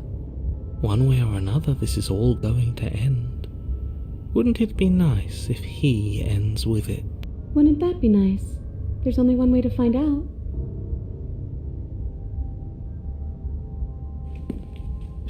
Your legs, weary with the weight of the princess's spectral form and clumsy with the cold that still pervades them, stumble towards the stairs. I'm just trying to get home. You don't have to act like it's the end of the world. But that's exactly what you leaving this place is going to be. You don't know that. I do. Wait, if she has a home to go back to, doesn't that mean that her leaving won't end the world? It doesn't mean that at all.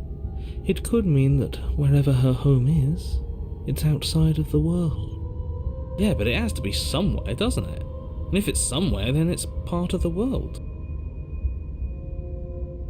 I suppose it's all a matter of perspective.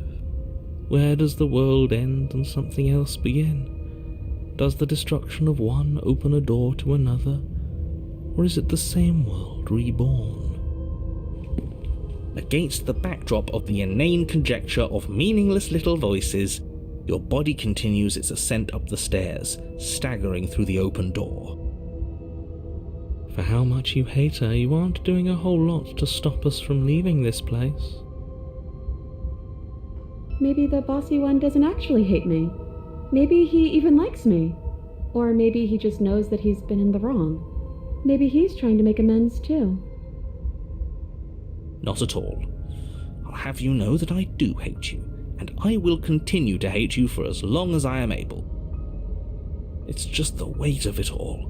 It's too much for me to do anything other than describe and dictate. And whine. This body wasn't made to hold you and the princess. If you want to renege on your cataclysmically terrible decision a minute ago, well, you're the only one that can make that happen. You continue slowly to the door, your feet like lead dragging across the floorboards, growing heavier with each step. We're so close. Thank you, thank you, thank you.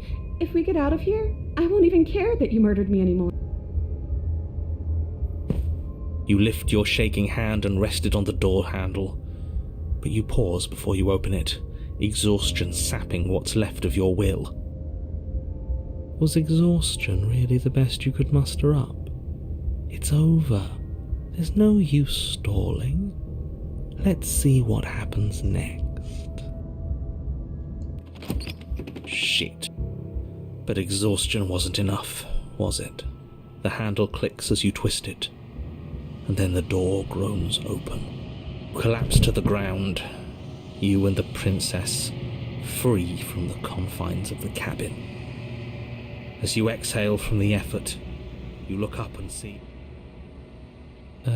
yes? Nothing. He's gone, and so is everything else. So we did slay him after all. He had it coming, I suppose. But what about us? Are we just stuck here in nowhere forever? Did taking her out of the cabin really end the world? We're still here. Yeah, but that thing you said earlier, are we not part of the world anymore? Are we in some world that exists after the world ends, or on top of the other world but not in it, or have we never been part of the world? Okay, I've heard enough from these two. Let's see if I can pop out.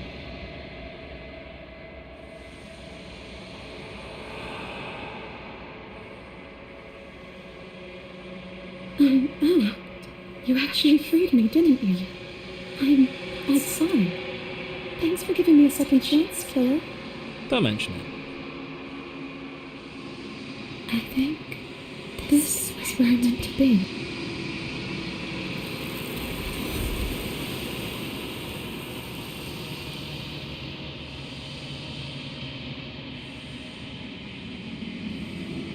She's gone. Where did she go?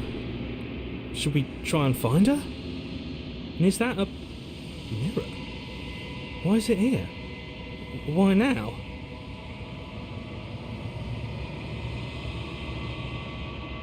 But it feels so bad, like looking into it right now is going to be the end of everything. You don't need to comfort him.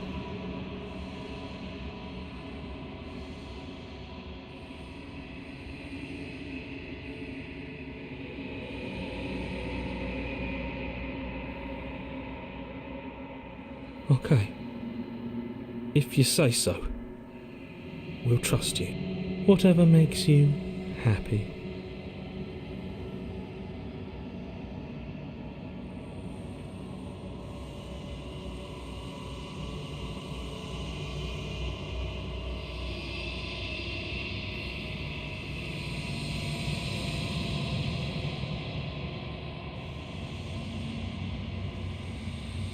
I think you know what I am.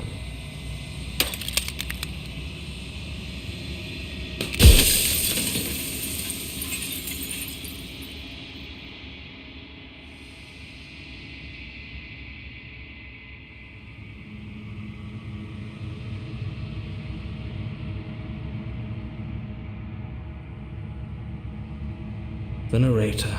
Yes, I suppose that's my job, isn't it? You needed help, after all, an objective voice to guide your blade. But you were never supposed to see me. I wonder how many worlds you've damned to extinction to fall this far.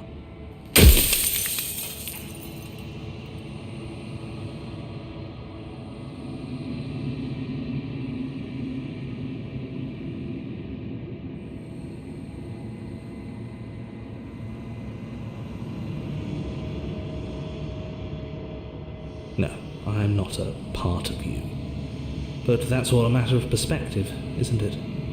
From one vantage point I must seem wholly foreign, but from another, well, all the versions of me that have existed have collectively heard your every thought and driven your every action.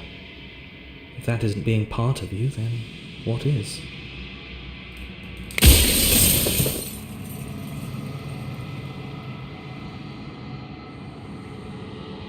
You were either going to have seen all this, or you weren't going to have seen all this.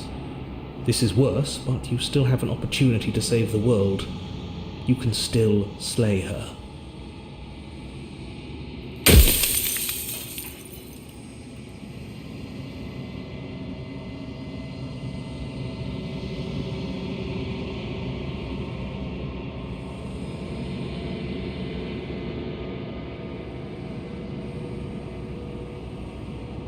She is the shifting mound, the ebb and flow, the capacity to change. She is transformation, or most of it.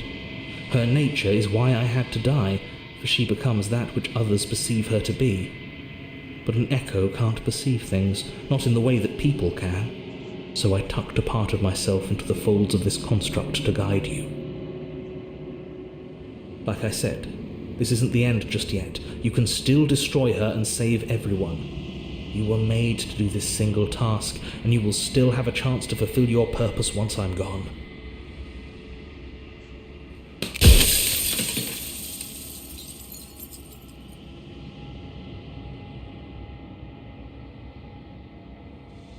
You're the long quiet, the god I made to rid the world of death.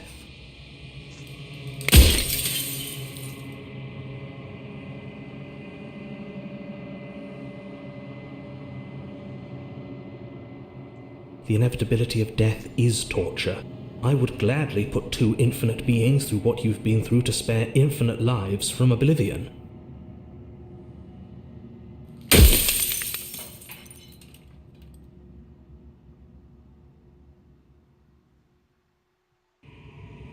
Of course not. The only way this construct could function was if nobody knew what it was doing. But the bones of the universe are old. It's on the cusp of its dying breath, and the people out there are consumed with thoughts of oblivion. When the patterns are wiped from the sand, when the board is reset, who will remember them? All I've done is give them a chance to live outside of the shadow of the end.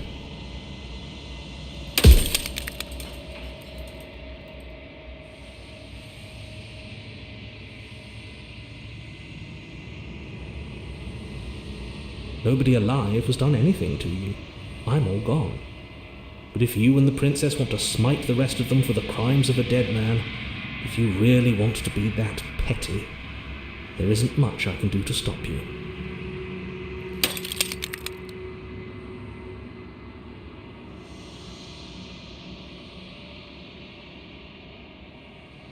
Light, burdenless, an eternal pattern of forgetfulness leading into the joys of rediscovery.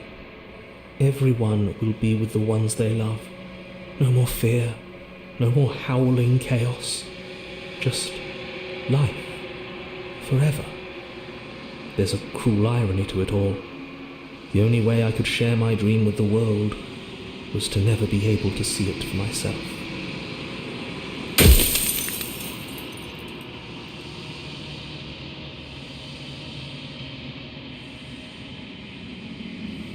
Oh, I'm nothing like you. I am an echo, likely one of many. Somebody made you after all, and I'm what's left of him. Not that I'm the only one who can make that claim. I'm sure you've met many others like me.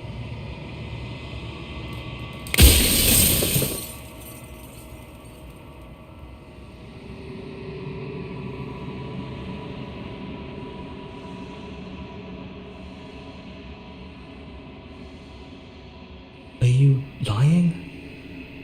I can't tell. But I've said my piece, and my time's up. It's like I said, I'm just an echo. And echoes always fade away. You know what you have to do.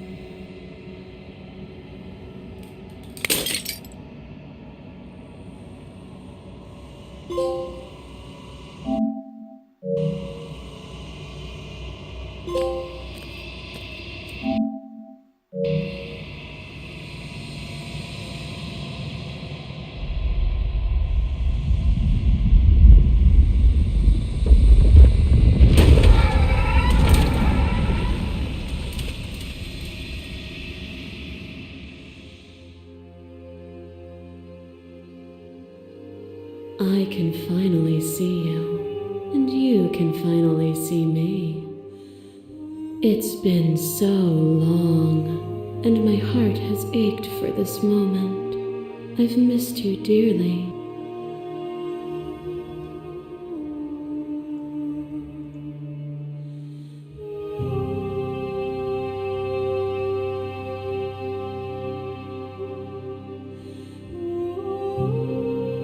Every word you spoke found its way to me. I know him.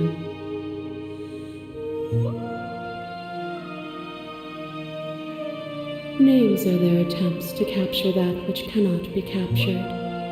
They call me the shifting mound, a pale imitation of what I actually am. Ever the passive player, always reacting and never acting. But it's woven into your nature, isn't it? When the echoes spun us from one into two, he gave you a choice and me a role to play. I am not death, but I contain it in my multitudes.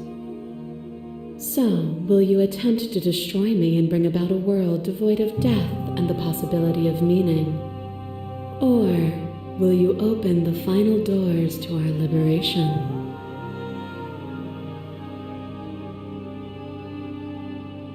Even as your eyes begin to open, you still hold on to the notions of is and is not, of beginning and end, pitch black islands in the blinding light of the infinite. There is nothing to resolve, nothing restraining us but us.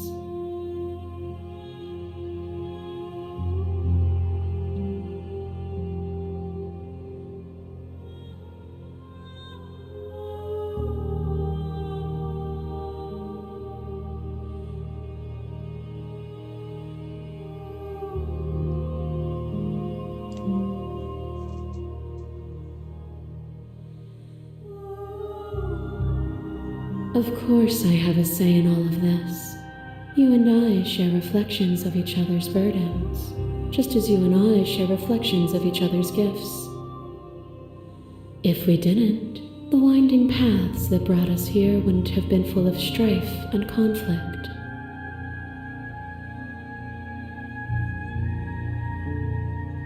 My very nature is paradox, as is yours. You cannot use words to grasp at things that are beyond their reach, and you cannot rationalize that which defies logic. But violence and passion are dances that both of us know well. If this is what it takes to enlighten you, then so be it.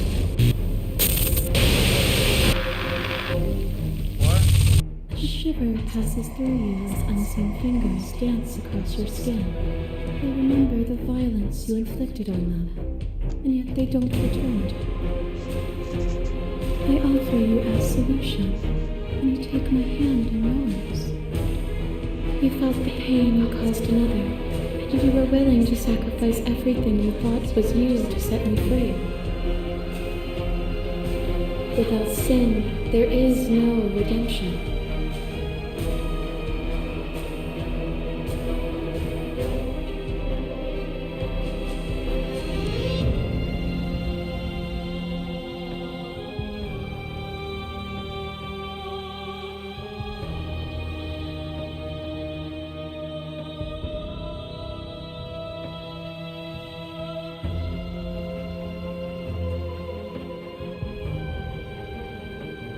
And yet there is nothing left for you to sacrifice, so long as you accept me with open arms. What is a person? Is it their body? Is it all of their body? Pluck the eyes, peel the skin, strip the tendons, mince the meat, grind the bones. When it is all gone, do you still have who you started with? A person is not a body. Death is a transformation into something new. It is only bodies that feel it.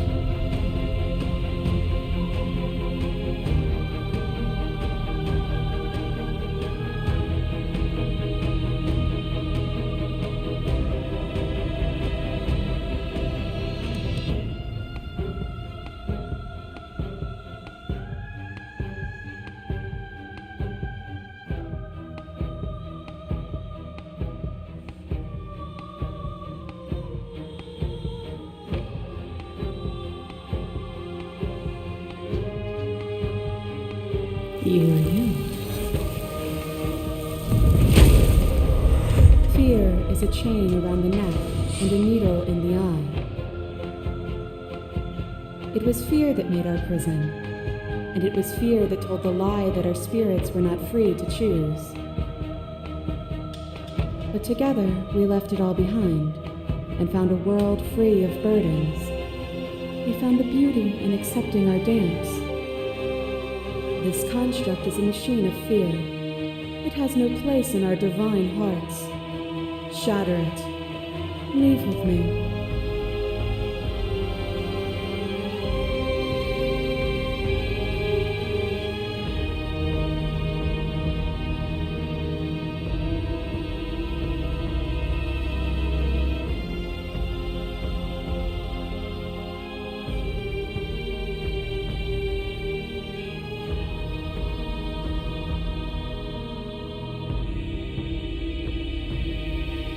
And I hope you'll be happy to watch the world with me again.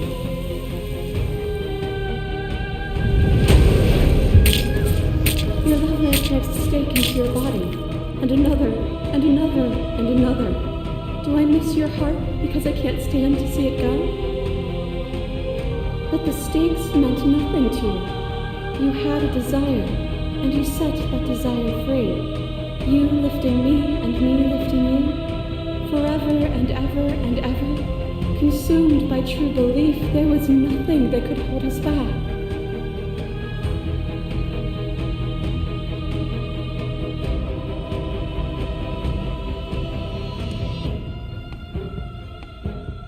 Then there's no need for you to fight what we are. Whenever you're ready, we can leave together, hand in loving hand.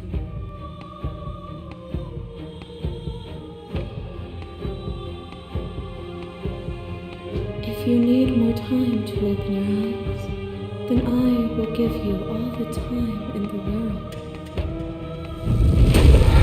A boundless torrent of blades cut you from boundless angles. You are a body. You are gory ribbons. You are a body again. And you feel all of it. On and on it goes until your bodies are not your thoughts, are not you. Alive, dead, alive, dead, alive, dead, then alive and dead, and alive and dead, all at once. You learn to put yourself away, and in your stillness you rose above me. You died countless steely deaths, and you lived countless short lives, and yet it is all so far behind you. I pushed you to a greatness you never would have reached without me.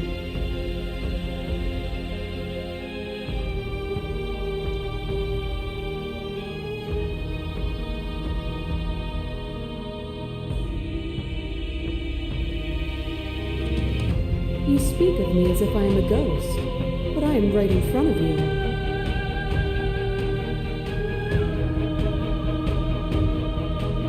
Nothing is immutable. Everything that is exists only in relation to everything it isn't. There is no constant. There is no center. Open your eyes and accept what we are. We can leave this prison together.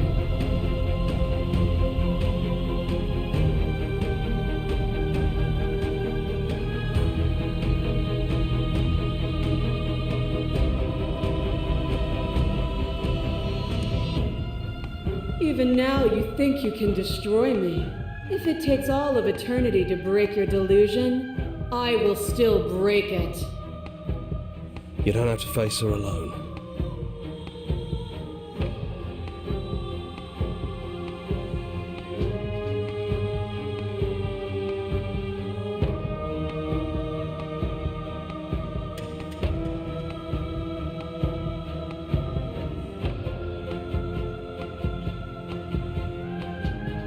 It's good to be here. You'll never be able to strike a decisive blow from out here. There's still a piece of me nestled close to where it all began. I can take you there. I can take you to her heart. It's time to resume our dance. She's relentless, isn't she? Let's make this quick. Are you ready?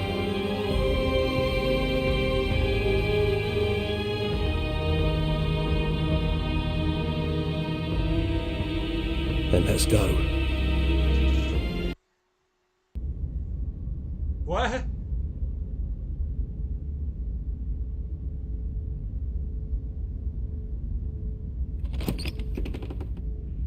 And here we are. I'd say we were back where it all started, but I guess it's a little after that, isn't it? Do you need me to describe things?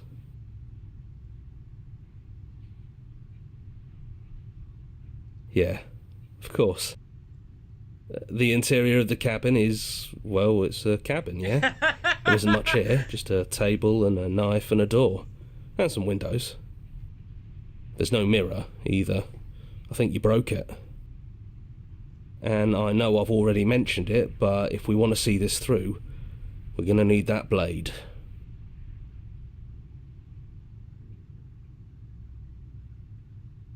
It's just us. I think the rest of them are still out there, jumbled up in the rest of her. Yeah, it's dead silent in here. Whatever it was that was left of him, I don't think it could handle you waking up to godhood. Pretty sure he got obliterated. Even after you decided to see his plans through, I guess you can like the idea and hate the man. That's probably for the best. It's always seemed to give us more options than not.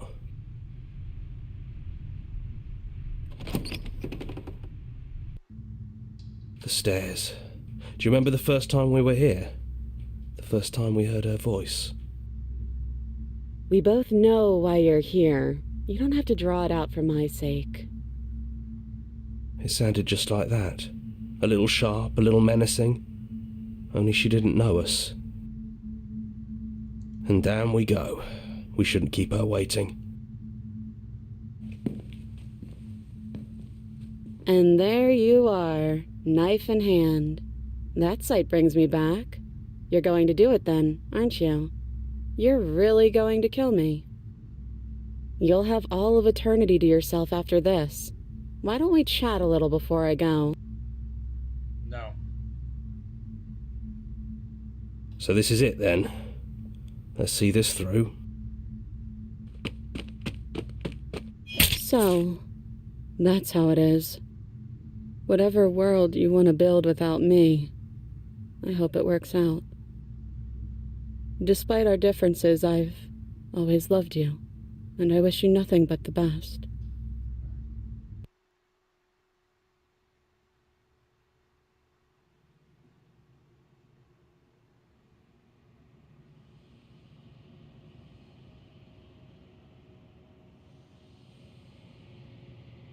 She's gone.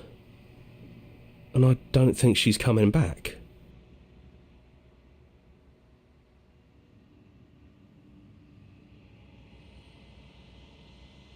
Is that a metaphor, or are you being literal? It doesn't matter, we don't need to linger down here anymore. Let's get going.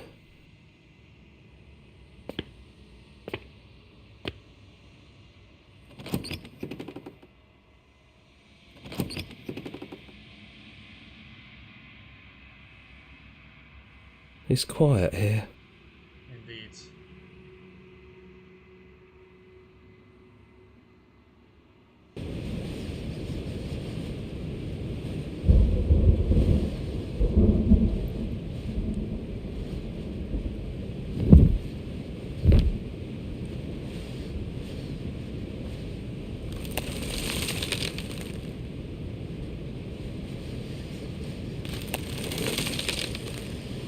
He's gone, she's gone. No one is left to trap us here but us.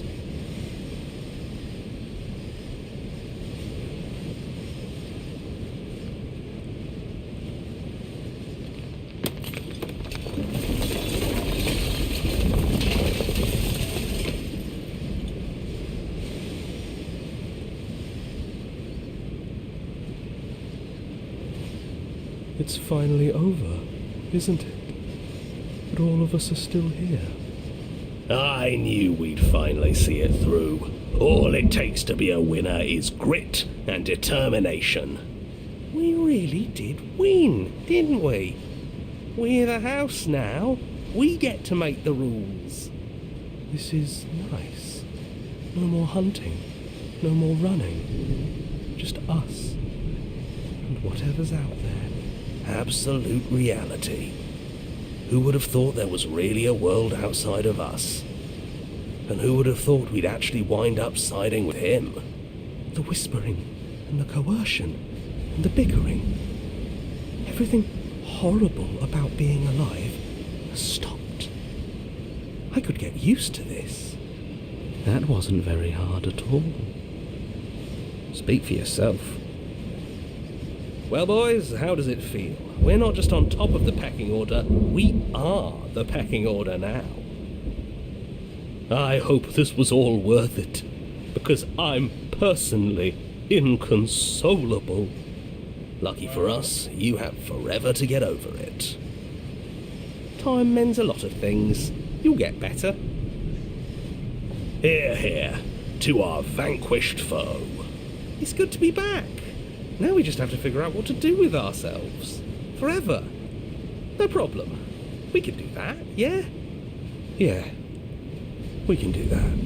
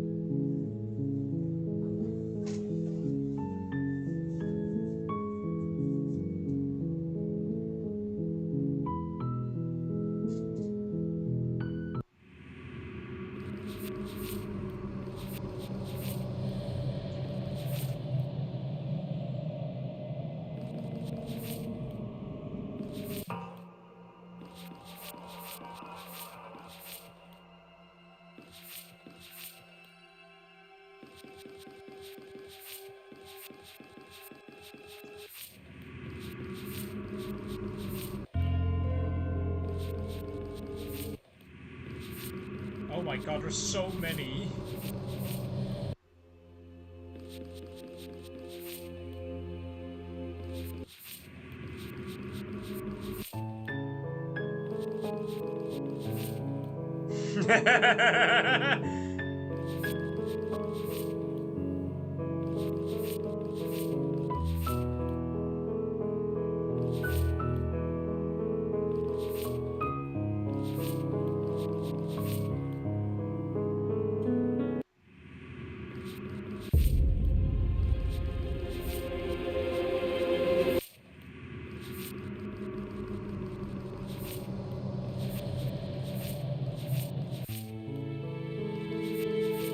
Still best girl.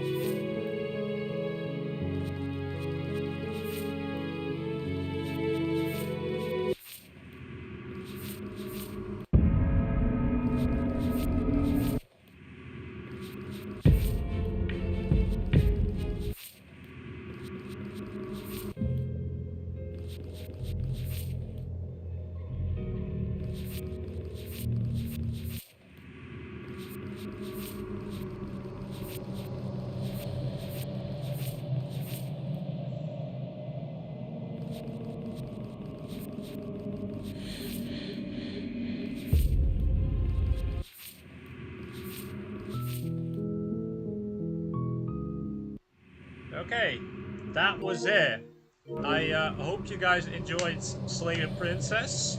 If you would like to play it yourself, Slated Princess is right now available on Nintendo Switch, PlayStation 4 and 5, Xbox, and PC, which includes itch.io, I believe GOG, I'm not sure, and Steam. It's roughly only 15 bucks, and it's gonna really give you a lot of content to do, with a lot of replayability, if you can see. Like, obviously, there's obviously the main endings, but each of these vessels are technically speaking endings in itself again. So many choices. For the prisoner has multiple outcomes, actually, as a matter of fact. Like, one of them has where you do other stuff. So yeah, please check the game out. I really encourage you to play it as well. It's really worthwhile. I hope you guys enjoyed it, and I'll see you guys some other time. Bye-bye!